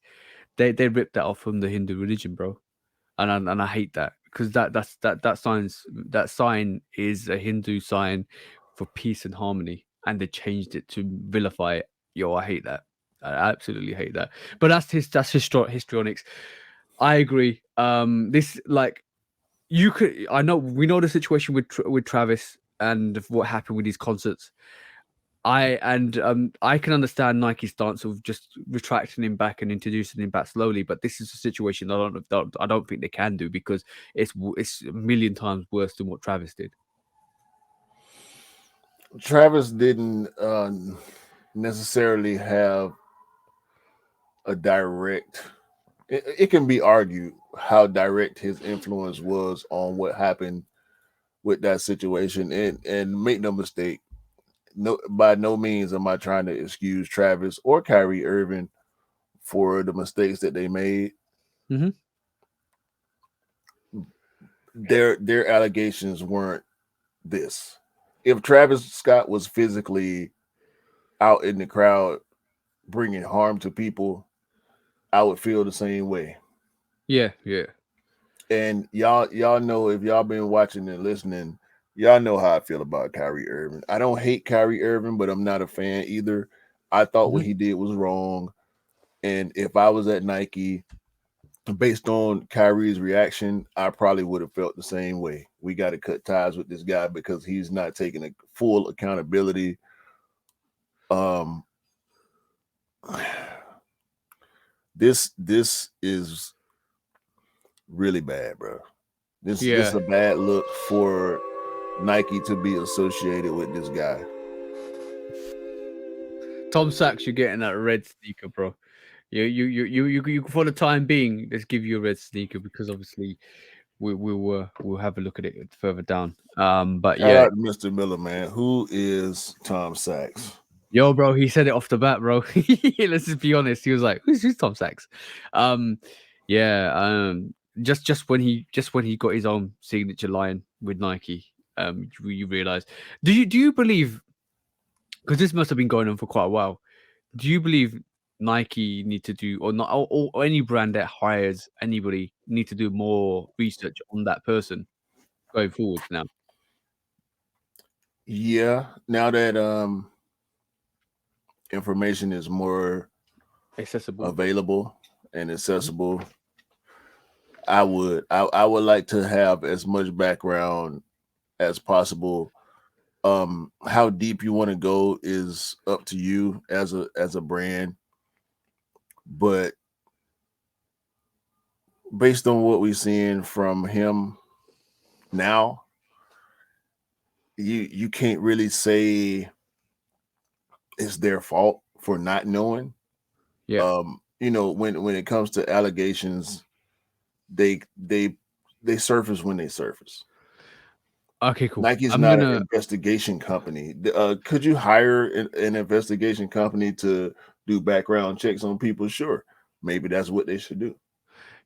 But bro, it's similar. Like I'm gonna be honest. When you're in a high management position or you're in charge of people, you need to have decorum, to the way you act, and you need to like. I'm gonna say it's not as bad as doing a background check on somebody kind of working with children in a high school or a primary school or wherever you want to talk about. But I think companies have, if you have people working with your employees, you need to do a background check on people, but especially if it's to do with stuff like this, and especially to do with criminal records. I think you need to still do a background check, just to make sure that they're sane. This ain't But even a matter of criminal history. Like, these are all allegations, hearsay, testaments from people who found themselves in these negative situations nah, and saw things that they deemed to be unacceptable. And okay, think about the guy, I can't remember his name right offhand, the guy that used to own the Clippers. This guy owned this team for years and years. And come to find out, he was a closet racist. Oh, yeah, I remember that story. But the thing is that the implications His, there are his girlfriend outed him. yeah, the implication that the history was that I think his girlfriend actually slept with one of the NBA players, and No. I think, wasn't it that one? No. His girlfriend, he was an older white guy. His girlfriend was a younger black woman. And Oh, okay. he associated with NBA players. You own an NBA team full of black players. This was a black woman that he told, I don't want you associating with these N-words. Yes, that's the one. And This she is recorded the it. one. She recorded it and put it out. Yeah, I remember that. I do remember that. I'm my story I'm thinking about. There's a lot of cases recently that's happened to. Another case I've talked about is I think there's another owner for a franchise that actually his girlfriend was messing around with the players, and all of a sudden it came out that he was a closet racist as well when he was kind of like, but the thing is like I'm not even going into the politics or the propaganda or anything with this, because I know what I know if we delve into this, we'll be talking about this for hours, and if we delve into this, there's a lot of still that slavery vibe to this. So I'm not gonna even touch it, bro, because I know if you get into this conversation, it's gonna go deep. But yeah, I remember that. I do remember that. It's important. It's definitely important to do a background check. But like with Tom Sachs, just to close that subject off, this is how you know times have changed. Because if this was in the 80s, we'd be calling Tom Sachs eccentric. He's a genius, eccentric genius. He does certain things in certain ways to influence his thought processes. But now you can't get away with that. Like if you brought Albert Einstein back into the 20th century, some of his behaviors wouldn't be tolerated because they were prehistoric. So what I'm trying to get at here is I'm not giving Tom Sachs an excuse, because what he's done is absolutely horrendous, right? But what I'm saying is he's probably a prehistoric dinosaur living in the modern day era, and he's doing that. Let's see how many people burn their GPS or their Mars yards. I haven't seen anybody though. But we burning Yeezys, huh? Bro, that's a whole different matter, bro. That we're not gonna get onto this on the book. We burning Yeezys, but we ain't burning our Tom Sachs Nikes, huh? All right. Yeah, I'm looking at some of y'all. I know some of y'all got them GPSs out there. Yeah. We're gonna see what y'all do. I'm gonna reach out to Eric because he's got two of them. We'll see what y'all do. All right.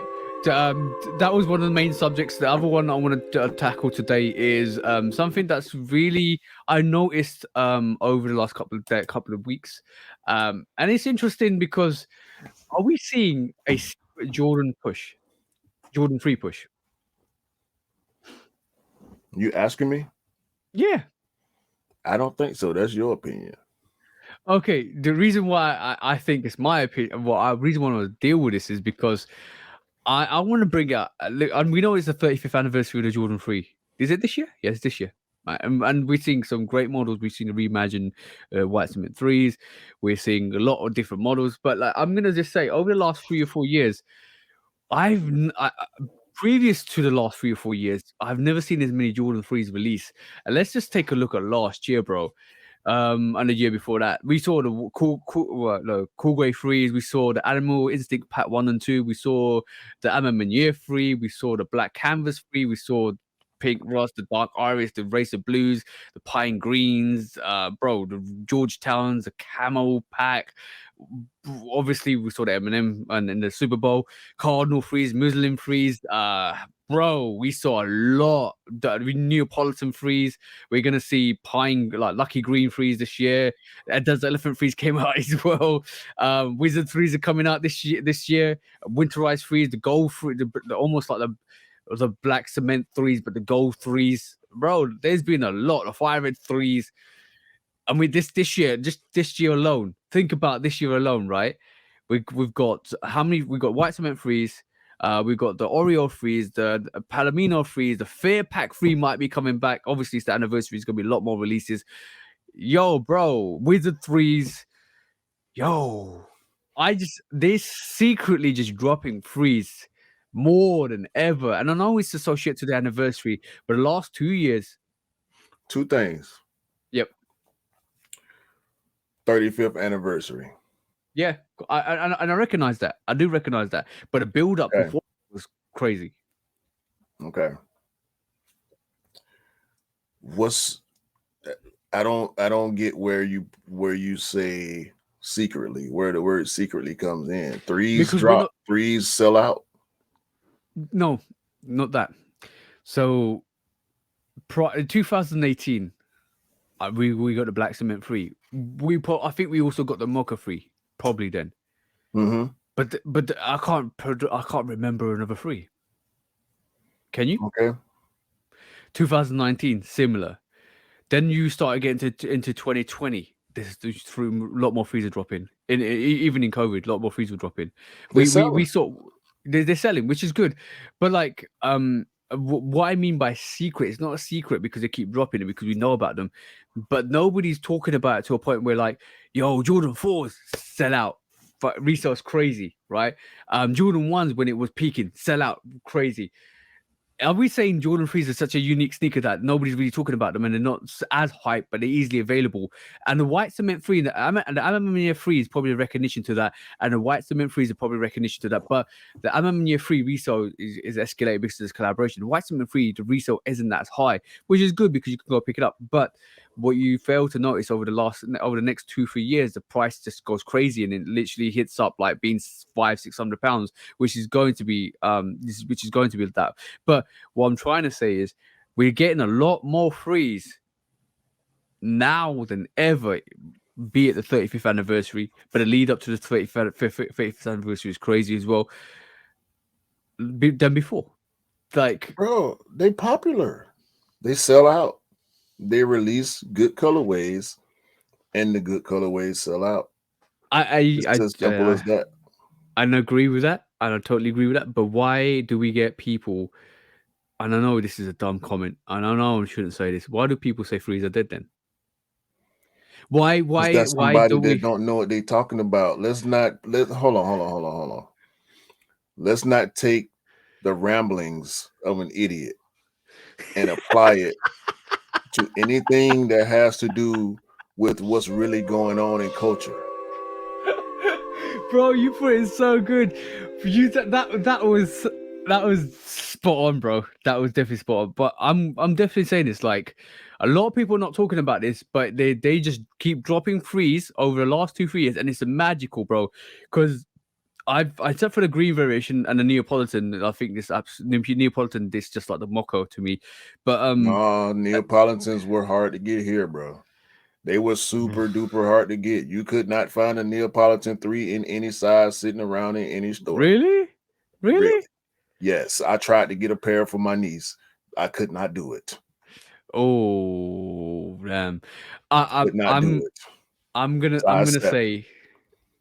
say myself, I picked up way more threes this year, and I'm gonna pick up last year and the year before that than I ever have. And I'm definitely gonna say this. I'm gonna pick up way more threes this year. Like I'm gonna let me say this. I know the Tinker threes came out during that lull period. They didn't do well. Except for the Justin Timberlake Super Bowl sneaker that like went crazy. I should have got the brown variation of the Tinker 3. My consolation was the Archie or Brown Winterized 3. This sneaker is gorgeous, bro. Absolutely gorgeous. The Winterized 3 sneaker, I love this sneaker with the Desert Elephant 3s. Yo, I'm just gonna say, whoever said Jordan 3s was dead, that's a rambling of a madman or a person, because Jordan 3s are it. I'm just gonna say I love Jordan 3s. I love pretty much every Jordan sneaker, right? But Jordan 3s that was a amazing. clout chase. Yeah, That was a clout chase. That person that said that was a clout chase. That have was you? a hot take. Yeah, but he said it. He said it after the MM Year 3 release, and when MM Year 3 was going to get Sneaker of the Year, and I think that was a proper clout chase. But we don't mess around with clout chasers anyway. But like, bro, let me just say this: Winterize 3 is a hard sneaker, bro. I'm so in love. I've worn this Winterize 3 so many times, so many times. I don't What a like that. I don't sneaker, bro. like that 3. I don't like quite a bit from the 3 colorways that we've been seeing. I'm probably maybe 50-50 on all the 3 colorways that we've been seeing in the past. Let's just say 3 years since we're talking about the 3. Yeah, yeah, bro. I did purchase the Desert Elephant. I'm looking to move it. I had Fragment 3s, they gone. Racer Blue 3s, they gone. I kept my Tinker 3s. I do have the Fire Red. I got the reimagined, the cool grays. I got rid of my Midnight Navy 3s. I have the Camo 3. Of the 3s that we have in the recent years, majority of them sold out quickly. The Animal Pack 1 moved well. The 2 not so, the 2.0 not so much. But I like the 2.0 the better Denim than 1. 3, huh? Yep. I like the 2.0 better than the 1. I like the 1.0 better with the tiger and zebra and whatnot. Yeah, I yeah. like that one better. I respect it, but I like that. Do like the 2.0 better than the 1. Yeah, bro. Like denim freeze was dope as well. I'm didn't just like saying. the Denim 3 at all. Really? Nah, I didn't like it at all. I don't know. I'm just eating up all the best colorways. Like the Dark Iris 3. I know it's similar to a white cement 3, bro. Like or the Fiber 3, bro. Like it's dope. Like I do enjoy a good 3, and the pumping up 3s more and more, which is great. I do feel it's a great look from Jordan Brand alone because I just don't see a lot of people talking about it. I just want to bring it to everybody's attention that just keep enjoying the frees you're getting because we're getting a lot more frees. Look at the line, bro. Look at the lineup. Look at the lineup. We're gonna get this post this today. Okay. Oreo off noir freeze, Palomino freeze, which could be similar to the Mocha freeze, Fair Pack freeze or Fair freeze. We're getting the Wizard freeze, which is almost close to the True Blue freeze. We're getting a lot of heat, bro. How much hype? Do you see any less hype on 3s than you see on any other silhouettes releasing in new or old colorways? There's not. I don't see a lot of people talking about freeze. Not over here. The majority of the sneaker culture, and this ain't no slight to nobody. Yeah. The majority of sneaker culture lives in the US. Would you agree with that? Yeah, of course, because that's the epicenter, and if you want to go even closer, the Chicago is the main bullseye. Okay, so with that being said, when 3s come out, whether it's a new colorway, a re-retro of an OG colorway, whether it's reimagined or whatever the case is, or a collab, we know there are tiers. Yep. There's collab, there's OG, and then there's GR, meaning new retro colorway, right? Yeah. We get more new colorways than we get OG colorways. We get more OG colorways sometimes than we get collabs. That's the breakdown of the 3 different types of sneakers that we'll get. When we're talking about the Jordan 3s, even when we talk about the Fear 3 rumored to be coming back this year, it's gonna sell. Like whether it, and combined with the fact that the culture is now shifting back to being sneakers being easierly, that's not a word. Easier to obtain. um I don't think there's any underhanded or secretive thing about, like, Jordan. The brands recognize when they can do numbers. They do good numbers with threes, so they're gonna keep dropping threes. Same thing we're seeing with fours right now. Same thing we saw with ones a couple years back. When the brands realized, the brands being Nike and Jordan, when they realized that people love ones and ones are selling out at an alarming rate, ones Okay, every month, yeah, ones. but this is why I think it's a secret push. Not the fact that it's coming out secretly, the sneakers coming out secretly. I think it's when I mean something like that, I mean let's push the freeze underhandedly to kind of keep pushing colorways, and if you keep selling out, listen to the strategy. If it keeps selling out, if we keep finding that the people are still liking it and people are We're gonna still keep buying putting it, them out. and we're going to keep putting them out, That's not a then secret, bro. That's no. business. That's not secret. That's the business. But then when does it come to a point where they say, all right, cool, threes, everybody's used to threes, everybody's loving threes, everybody's buying threes, let's amp up the hype on some of these threes. Let's switch the attention from the fours to the threes. Let's just switch the attention from the SBs and ones and fours to the threes. Let's give a collaboration. Let's do this, let's do that. We haven't seen that phase at the moment in time. That phase is coming. That phase is coming, bro.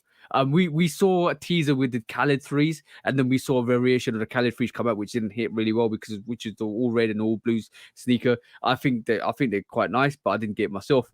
But then the thing is, it's only a matter of time when Jordan Brand and Nike think, you know what, let's amp up the heat on these threes, bang, and then you get a collaboration. You get maybe a Travis free. You get a Khaled free. You get we already seen the Amamania free. You get Union free. Bro, I'm just saying. This is why I meant by it's secretly dropping threes constantly for us to get used to the point where now we're thinking, right, cool, I like a free, let me buy a free, and then it gets to a point where now they can just amp up the heat. It's like a stove, let it simmer, then let it burn. I think I hear what you're saying, and I agree with certain points that you make, because they're the same points that I make about this topic in particular. When something is working, let it continue to work. Yep. I don't think there's any underhanded or Oh, it's not underhanded, bro. no. But you said the word secret, so Yeah. that's I keep coming back to that word secret. There's no secret. Okay, let's rephrase it. The Jordan 3 strategy, not secret. Strategy I The can agree strategy. with, Yeah. because Yeah. strategy we're applying to business. When something is selling, keep selling it until it's not selling as well anymore, and then we can slow down on that and maybe refocus on what is selling, or try to find out what the consumers want. Yep. That's what it is. Yep. I agree. I'm looking at this. I shouldn't call it a secret drop. A secret drop's it's more strategy. It's definitely like strategy to kind of like slowly give this Jordan 3 from a push from what's happening to even more collaborations. I think I can see, the thing is, when you can see something simmering, you're thinking, I sat there the other day and I had the white cement freeze in hand, and I did the review, which is coming out at the time of recording today, and I was like, damn, how many frees have I bought over the last couple of years? That's a lot. Cardinals, white, it's a cool grey freeze, this, that, But dark iris, elephant print. this a no cap included situation. Yeah. We got the 1 year 3, the Khaled's the college PEs, the Oregons and the UNC. That was the more or less the cap. You know Yeah. what I'm saying? And then there's the history part. People that know sneakers, people like us, people that pay attention, and we know sneakers. We love sneakers. We know what the 3 is. We know it's Tinker's first Jordan, Yeah. right? So we love Tinker. Yep. We love Jordan. Yep. We love the 3.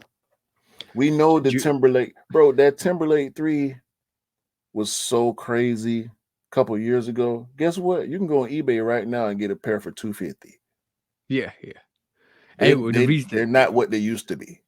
they You know what I'm went saying? crazy. They went crazy. They went crazy when it officially initially came out in the Super Bowl. Um, But we let talking me retail. 3s work. They work. Good colorways let, work. yeah. That's all Let it me is. let me just take out my crystal ball and put it. I wish I had a crystal ball in my hand. Somebody edit that in. So let me just take out my crystal ball, rub it at the top, and I'm gonna tell you, bro. Right, this is a free one for Nike. This is a free one for you, Nike, because you need to hire me in queue if you want the whole full story. I'm gonna tell you, bro. Right, as I sit here today, and if I was hired by Nike, I would tell them, you want to see the hype on these frees? If you really want to see the hype on these frees, after this Air movie, drop a Tinker movie. Drop that movie for that Tinker design and Michael Jordan and that discussion and that actual whole run for his basketball career with the threes. Drop it and see what it does to the three. I'm Well, just gonna say that. Marlon Wayans is he went on full size run, and he's pushing, and he admitted to having a small part in the movie. He's pushing for an Air 2 movie. Yeah, I think, to the point that you're making, they should make multiple movies. bro. I said this off when they started putting the Air movie, and I think we might have had a discussion about this. Nike's whole marketing should be movie based, just like what Disney do with Marvel. That they need to do marketing with movie based. They've got the money to do it. They've seen what the Last Dance did. They're going to see what the Air. I think this Air movie is going to be a tester for them to see what it does to the brand. They're I marketing think with the right personnel with movies, and you make movie from the money from the movie, and it brings money to your sneakers. I think Nike has less to do with this movie than a lot of people think. Ben Affleck and Matt Damon are movie makers. Okay. Yep. This is what they do. They are actors, they're producers, they're directors, they're writers. This is what they do. Yep. I think the story of getting Michael Jordan to Nike is what sparked the idea of making this movie. Of course And it they did. then went to Nike and said, "We about to make this movie." I don't think they necessarily, maybe they needed clearance from Nike. They would do. They definitely would They do. needed the stories, the real Yep. stories. They needed to talk to the real people. They didn't necessarily need Nike to do that. How You get what many I'm how saying? I'm gonna be honest with you, bro.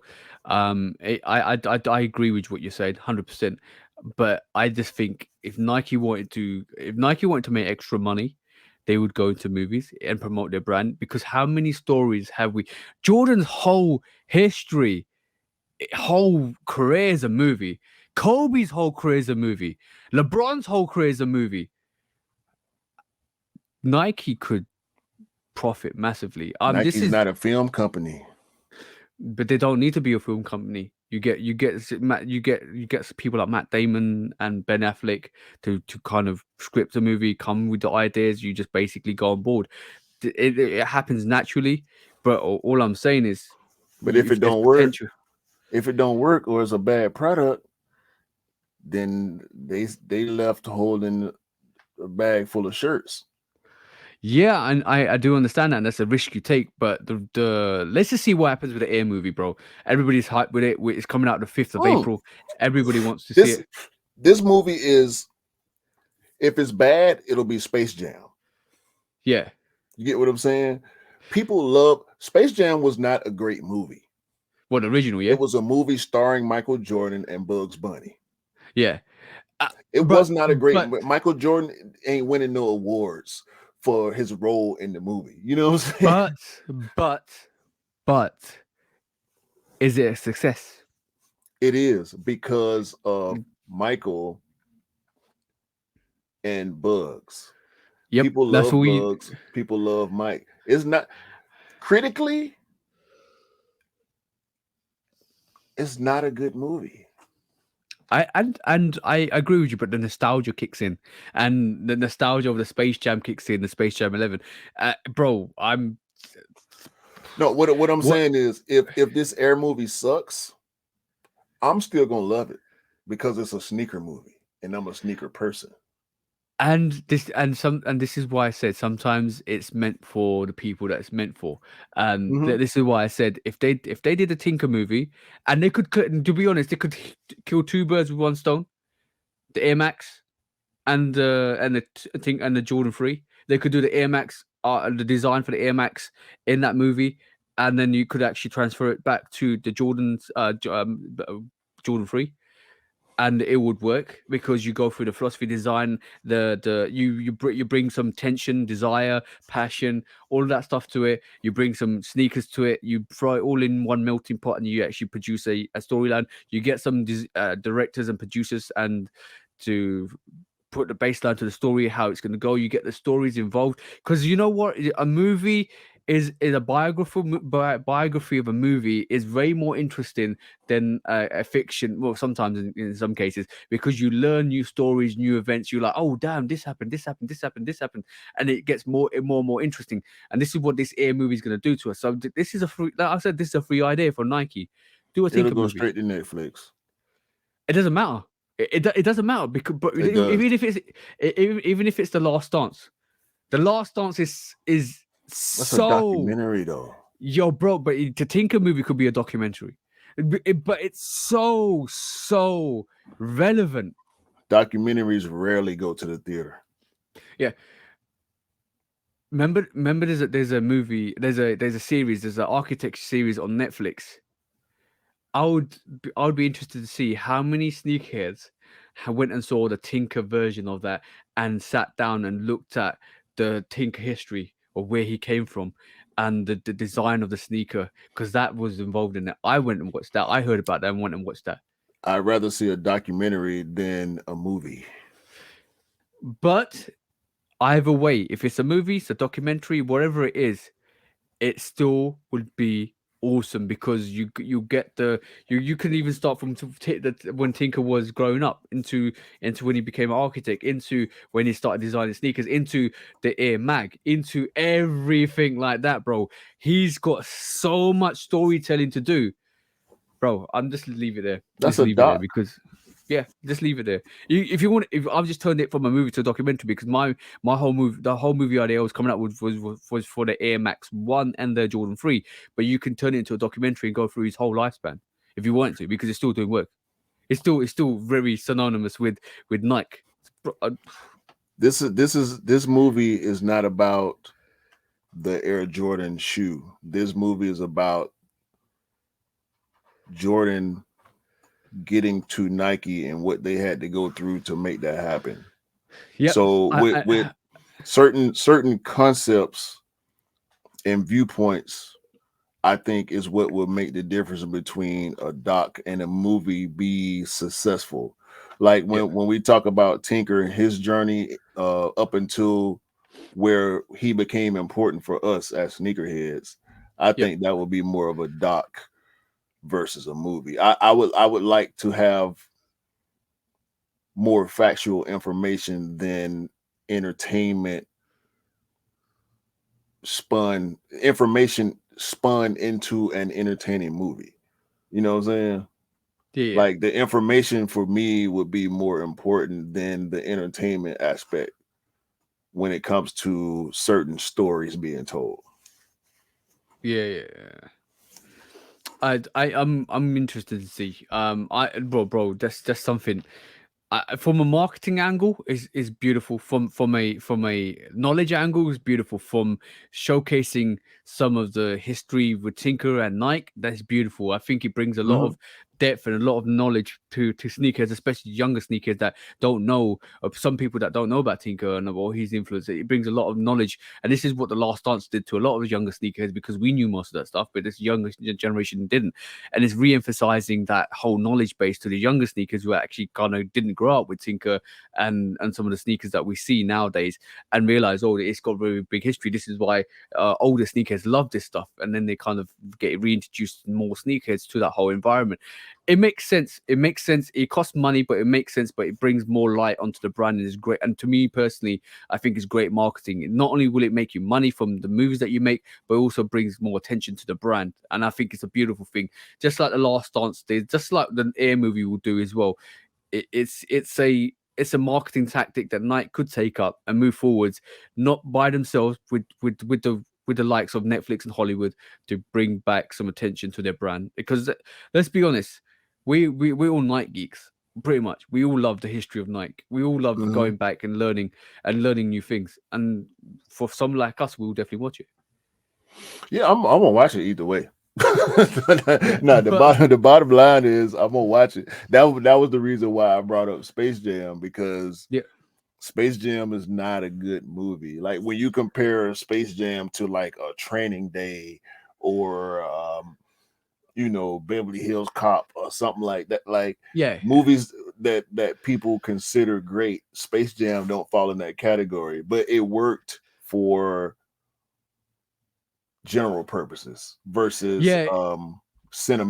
great cinematic purposes. You know what I'm saying? Like it But is we gonna watch it because it's about what we care about. let's take us out of the whole discussion. We watch it because we're sneakerheads, but people that not are not sneakerheads probably wonder who is Tim Catford, or who is Michael Jordan, or all of that stuff. If you didn't know who Michael Jordan was, and then you end up watching it, you end up learning, you end up discovering, and all of a sudden you want to know more. And that's that. And unfortunately, that's human nature. We want to know more. We want to And, learn more. but that's the difference between whether if it's a great movie, like put together well produced, well written, entertaining, and all that. That's where for the general public is going to make the bigger difference, because if you don't care, Yeah. it needs to be great for you to be interested in it. Yeah. If it's not Um, great, and the first person that don't care about sneakers go to see a movie that's based on sneaker culture, just like the show Sneakerheads, people that just yeah, like watching TV shows say that show is garbage. yeah. Me being a sneakerhead, I like that show because it's about sneakers. I know there's false narratives and um information that's not factual in that show. I just like the fact that it was a show about sneakerheads. But is that the Netflix show you're talking about? Yeah, Yeah. yeah. But I'm gonna be honest, right? When even that show, when you look at that show and you give it some attention, you still realize that show brings non-sneakerheads into the world of sneakerheads. Even if they call it trash, even if they think, oh, what is this about? Blah this, blah that. It still gives a true reflection of what happens. Not some in some cases is over exaggerated, but in most cases you're like, oh yeah, I remember that, and obviously it's over dramatized. It's giving us perspective of like, oh, this is the extreme versions of every case, but It was a it farce. gives, yeah, or the fast, yeah, but it kind of still, somebody sitting out there and looking at it is still thinking, is this what sneakerheads have to go through? See what I'm saying? Like not traveling to all the way to Tokyo and all of that stuff and Right. meeting celebrities. That is over exaggerated, but for it gives That's the somebody, entertainment aspect of it. yeah, that's the entertainment, but it still gives people in an insight into our world. Even if they call it trash, even if they call it rubbish or garbage. No, we called it trash because bro, that wasn't the box that white cement Fords come in. Yeah. So from that moment, I'm like, okay, they just making up stuff now. You know what I'm saying? so that's when I was like, okay, this is a TV show. This is less about sneakers than it is about trying to make an entertaining TV show that caters to a group of people that they count on boosting it past, the ad money that they put into it. Yeah.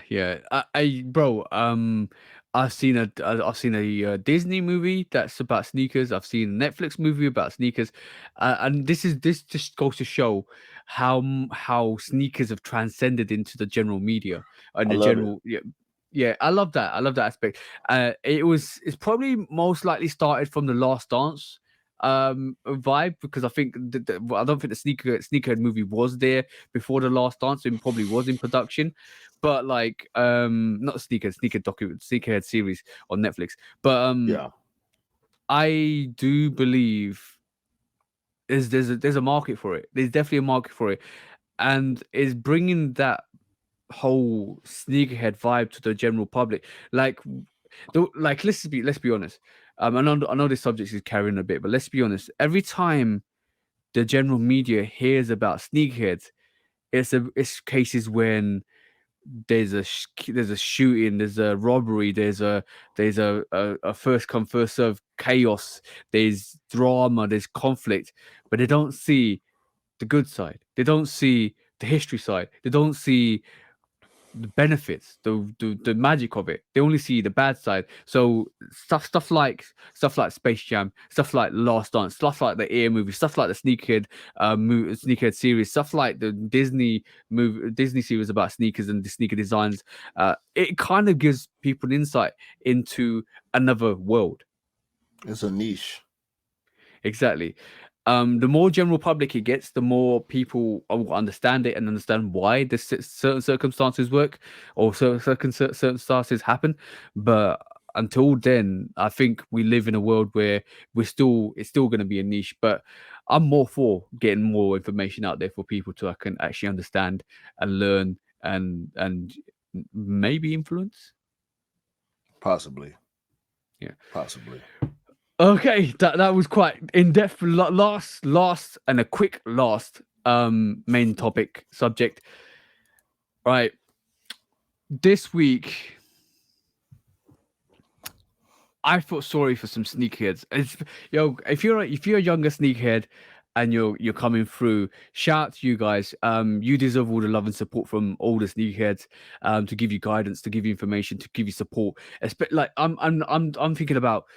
The reason why I say that, I'm thinking about sneakers like maybe Mr. Miller's sons, or Scott's son, or anybody that's got kids that their parents buy sneakers for. When you grow up, you all of a sudden remember the sneakers that your parents got you, and you get influenced by that.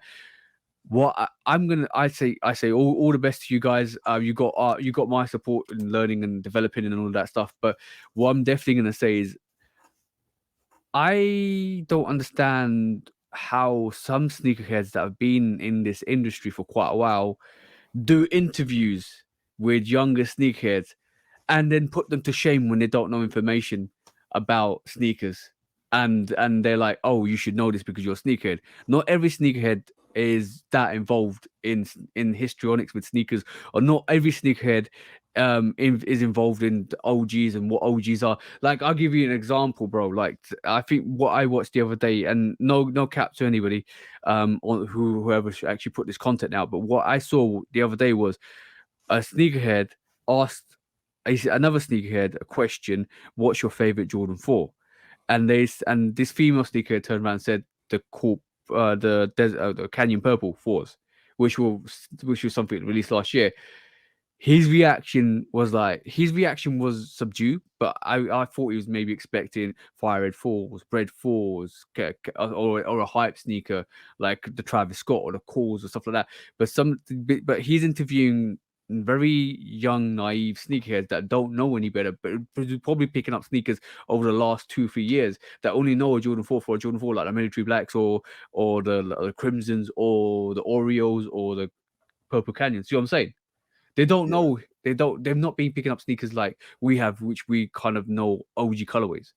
So, and he interviewed a couple of other people, and it made me think. I wasn't like, that you don't know your stuff. It made me think we should be helping, not really criticizing these sneakers because they've not been around as long as us.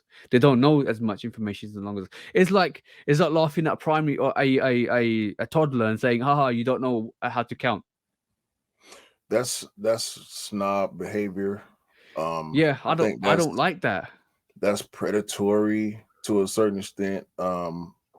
Predatory in the sense that you are now taking someone's lack of knowledge and trying to turn it into content, which is content to be viewed in a negative way, like you trying to get a laugh off of somebody that may not have as much As much, information as yeah, you, or even care as much. Some people that can be considered sneakerheads don't care about history. That don't yeah, mean that they're less of a sneakerhead. In my opinion, they're a different type of sneakerhead. yeah. But that lack of knowledge is not a shameable offense to a certain extent. Now, if you're running around trying to tell people like you the biggest sneakerhead in the world, and you don't know what a black cement 3 is, or you don't know what a playoff 12 is, then shame on you. If you're gonna tout yourself a certain way, you should have the information. But for someone to knock or try to snob out or laugh at somebody that just started collecting sneakers last year and make them feel bad about, or make them look bad because they don't know as much as you do, that's not cool. No, and the only reason why I thought about this week was I was thinking, what if somebody I knew and their kids grew up and they came into a event like this, like sneaker con or Crep City or all, and then they got asked questions, and the person doing the interview went and said, "Oh, what's your favorite sneaker or what's your favorite Jordan?" And they said something recent, and the guy looked at him a certain way, or guy reacted a certain way, or the guy kept it silent. Like, okay, cool, I'm a bit lost there because he should be saying OGs. I think it's bad on the person doing the interview because like Yeah. you're just shaming somebody up. You're definitely shaming somebody up. I have no like I'm gonna be honest. I have no respect for you. I don't have no respect for you because What you you are trying to make content by humiliating somebody. what if your favorite color is purple Yeah, and yeah. you never seen like, I mean, how many people in the world got friends and family Travis Scott 4s, and your favorite color is purple, and finally they make a purple Jordan 4. So Yeah, you say the Canyon Purple is my favorite Jordan 4. yeah. What's wrong with that? Course, You might not like white shoes. So the white cement 4 ain't never been a favorite of yours. Damn the history. To yeah, hell and with, you know, what it means to the culture. You say purists favorite. like us. Purists like us will always pick up OGs or always kind of go with OGs, and I respect that. There's going to be purists. There's going to be people that just go for hype. There's going to be people that are just coming into the game. There's going to be people that are relatively new that don't know stuff. like if you ask a purist and said, "Oh, what's your favorite Jordan 4?" and you said Bread 4, there would be no reaction. If you said to a person that only goes for hype, "What's your favorite sneaker?" and they said the undefeated 4s, you look at them a certain way, like, "Oh shit, you only like hype." The assumption always, like the human nature is to always go through assumptions like, "Oh yeah, you don't know your stuff. Oh, you're a hype bitch. Sure, you're an OG guy." No, the fact that you like what you like, you adore what you adore. Some people are new, some people like the exclusive stuff, some people like the OG stuff. You can't do an interview and trying to shame somebody just for content. I don't agree with that. No two sneakerheads are the same, bro. Exactly. I don't like the Canyon Purple 4. And I like the Canyon Purple 4. Me and you ain't the same. You like the Winterized 3. I don't. And we agree to disagree with stuff like that, because basically I like what I like, you like what you like, you rock what you like, I rock what I like, but it don't matter. We're still bros. See what I'm saying? It don't matter, bro. You can't. That is so predatory, bro. I view that type of stuff as predatory. It's corny. It's very corny. Super and the thing is, social media has got a lot of people saying dance puppet dance, and then all of a sudden you end up making content that is absolutely horrendous, and it not horrendous to a point where shaming people. You're like, bro, let's cut this subject short because we're gonna take it to court. Let's just say that. Well, in that case, when resale is too high. Damn resellers. Order. When hype beats go too far. These damn hype beasts. Order in the court. Order. When the back door opens. Guilty. It's time for order in the court. The sneaker court of public opinion.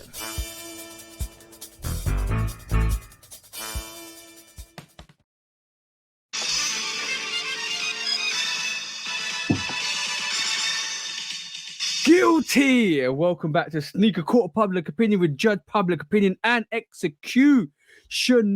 Bro, bring out that shoe dog book of reparations. wait. Reparations? Where's the reparations coming in at? I need some of that. Yo, bro, I heard something funny about reparations the other day. But we'll talk about this offline. But yes, first court case of the day, first docket of the day is something we're gonna call content over everything, and its cases over the last year or so have showcased that content over everything is not the best thing. What we're calling it, COE, content over everything, where people go into public arenas and video themselves, and they start calling people creeps. They start doing stuff that is not natural to them, and they want to kind of put it into a package and show it in social media to humiliate, shame, and address situations which they want the narrative to say that they are harmless, they are weak, they are being abused, they're being stalked, and all of that stuff. And you know what? Stuff like that actually is bad, because it actually takes attention off the real things that actually people go through. And you know what? This is the funniest thing. And you know, bro, I train, right? I train in the gym, right? Yeah. I've seen so many gym memes, and this is not even sneaker related, because content over everything is vast, bro. It covers a lot of things. Content. I saw over the last month, I saw a video of this girl training in the gym, and I pretty much think you might have seen this as well, where she's training and she's recording somebody behind her that's actually training, and she's struggling. He comes over to say, "Do you want help?" And she just keeps calling he's a creep. I'm being stalked. I'm being sexualized. Blah this, blah that, blah this, blah that. I saw that and I thought, wow, you need to create this to actually kind of bring attention to you, because the guy did nothing wrong. And since then, there's a lot of more videos and memes coming out that actually guys have made that ignore women. Women are in trouble that are struggling with weights. They just say, "Oh, no, I can't help her because she might call me a creep." And bro, and even when I train now, I have that vibe. I obviously don't do stuff like that. I just go in, train, I'm focused. But I now clearly make it more of a priority not to engage with anybody else, not even males or females, not anybody else. And obviously sometimes somebody asks you for help and you go and help them, but like I will never approach anybody in the gym because I don't want that attention. First of all, you see what I'm saying, right? Mm-hmm. And like I just content of everything has got everybody messed up, everybody deluded.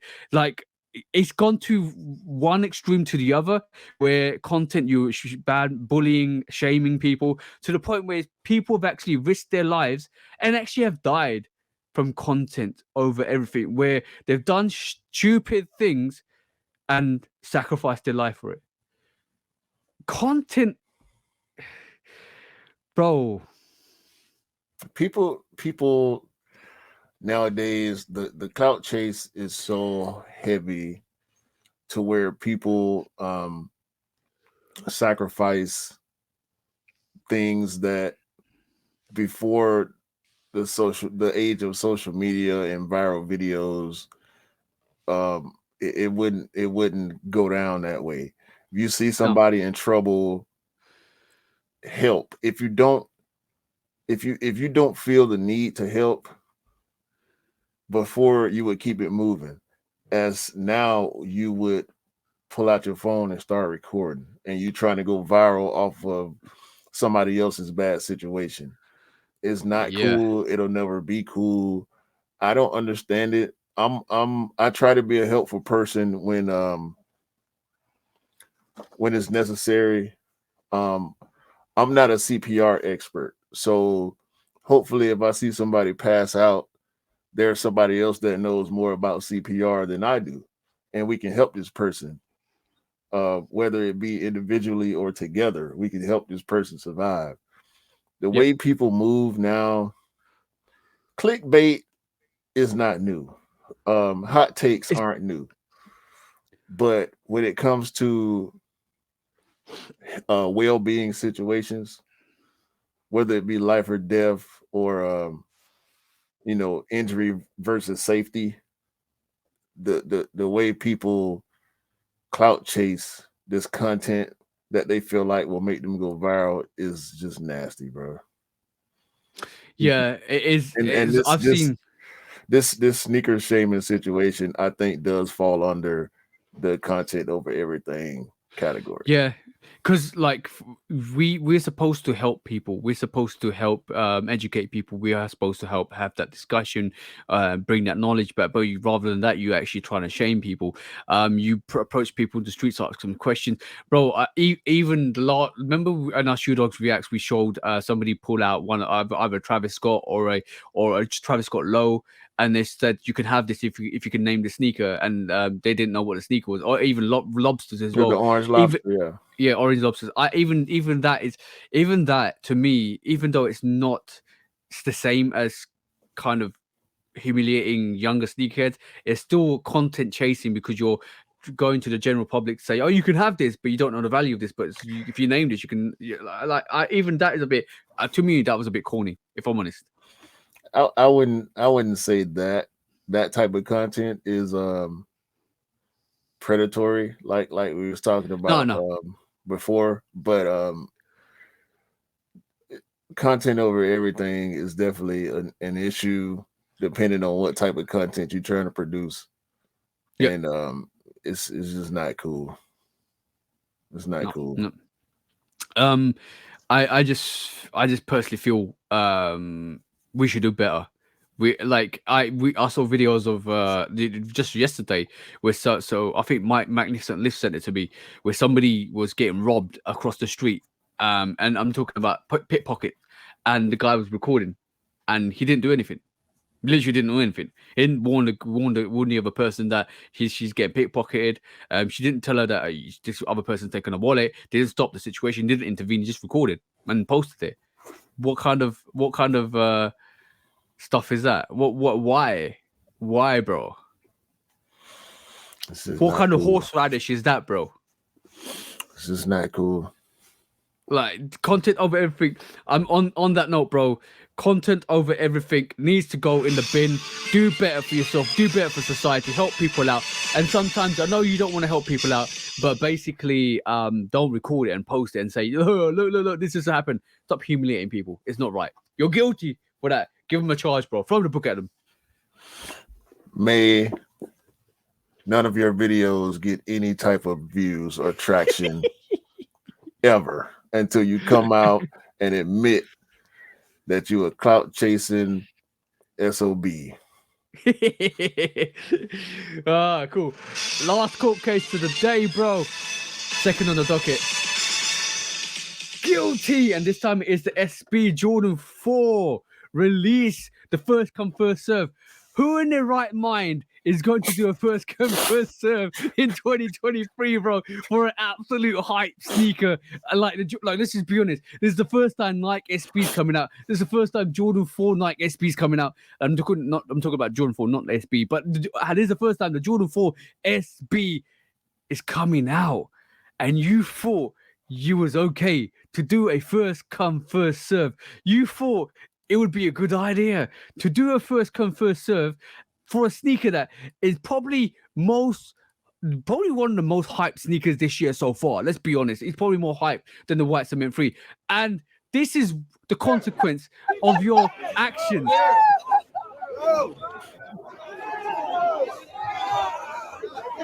This was a clout chase. This is a clout chase. He's throwing them.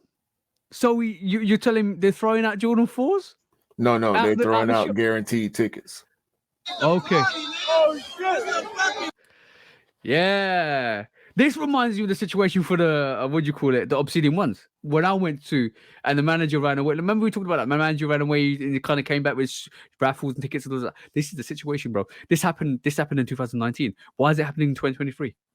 Why do you think it was a good idea? Skate shops, say, guys, it should be a raffle. Raffle it. Just a raffle is fine. Why do you want a massive crowd to come and destroy your shop? Because they will try to get in to get that sneaker. Why? Why, Q? Why? I wouldn't be in that crowd. It's not that serious. Like I always say, if I get it, I get it. If I don't, I don't. I'm not finna be out there in the middle of a mob trying to get one sneaker, bro. And to the sneakers out there that went actually for this release, I can understand why you went for it. I know you want the sneakers really well. All I say is look after yourselves, because we know in the circumstances what pops off. We know in the circumstances fights break out, guns get pulled, knives get pulled, situations happen. We know, bro. How many times have we said this? It's only a sneaker. Leather and rubber. Only a sneaker. A sneaker worth $250, £205. You're going to risk your life over. Just to, This is the biggest cap ever, bro. The biggest cap ever. Don't do retail shops. Don't do first come first serve. It's not worth it. You get mobbed like this. We saw post COVID that a couple of shops in the UK did first come first serve. They got absolutely mobbed and shut down. We know situations happen. We know certain things happen. We know people's lives are put at risk and safety is put at risk. We know over the last year, 2-3 people have died from meetups. We know stuff like this happens, right? Don't just do it. Don't do it. It's not worth it. You're putting your shop at risk. You're putting people at risk. You're engaging law enforcement that puts other people at risk. Just don't do it. Just don't do it. Why? On that note. That was a bit wrong. Guilty for doing the first come first serve. Don't do it. It's not worth it. Just do it like everybody else does it. Raffles or basically store pickups once raffle entries are done. Don't throw raffle tickets out the door. Don't throw raffle tickets away to people that crap. That's even worse. That's like throwing money into the street. Yeah, that's exactly what it's like. And this shop should not receive any more SBs for the next 2 months, 3 2 months, 3 years. Life imprisonment. Well, 3 years, no SBs for that shop. Guilty. And when they do finally get SBs back, do a raffle. Yeah, just do the raffle. Do the right thing, as I say. Yeah. When resale is too high. Damn resellers. Order. when hype beats go too far. These damn hype beasts. Order in the court, order. When the back door opens, Guilty. it's time for Order in the court. the sneaker court of public Guilty. opinion.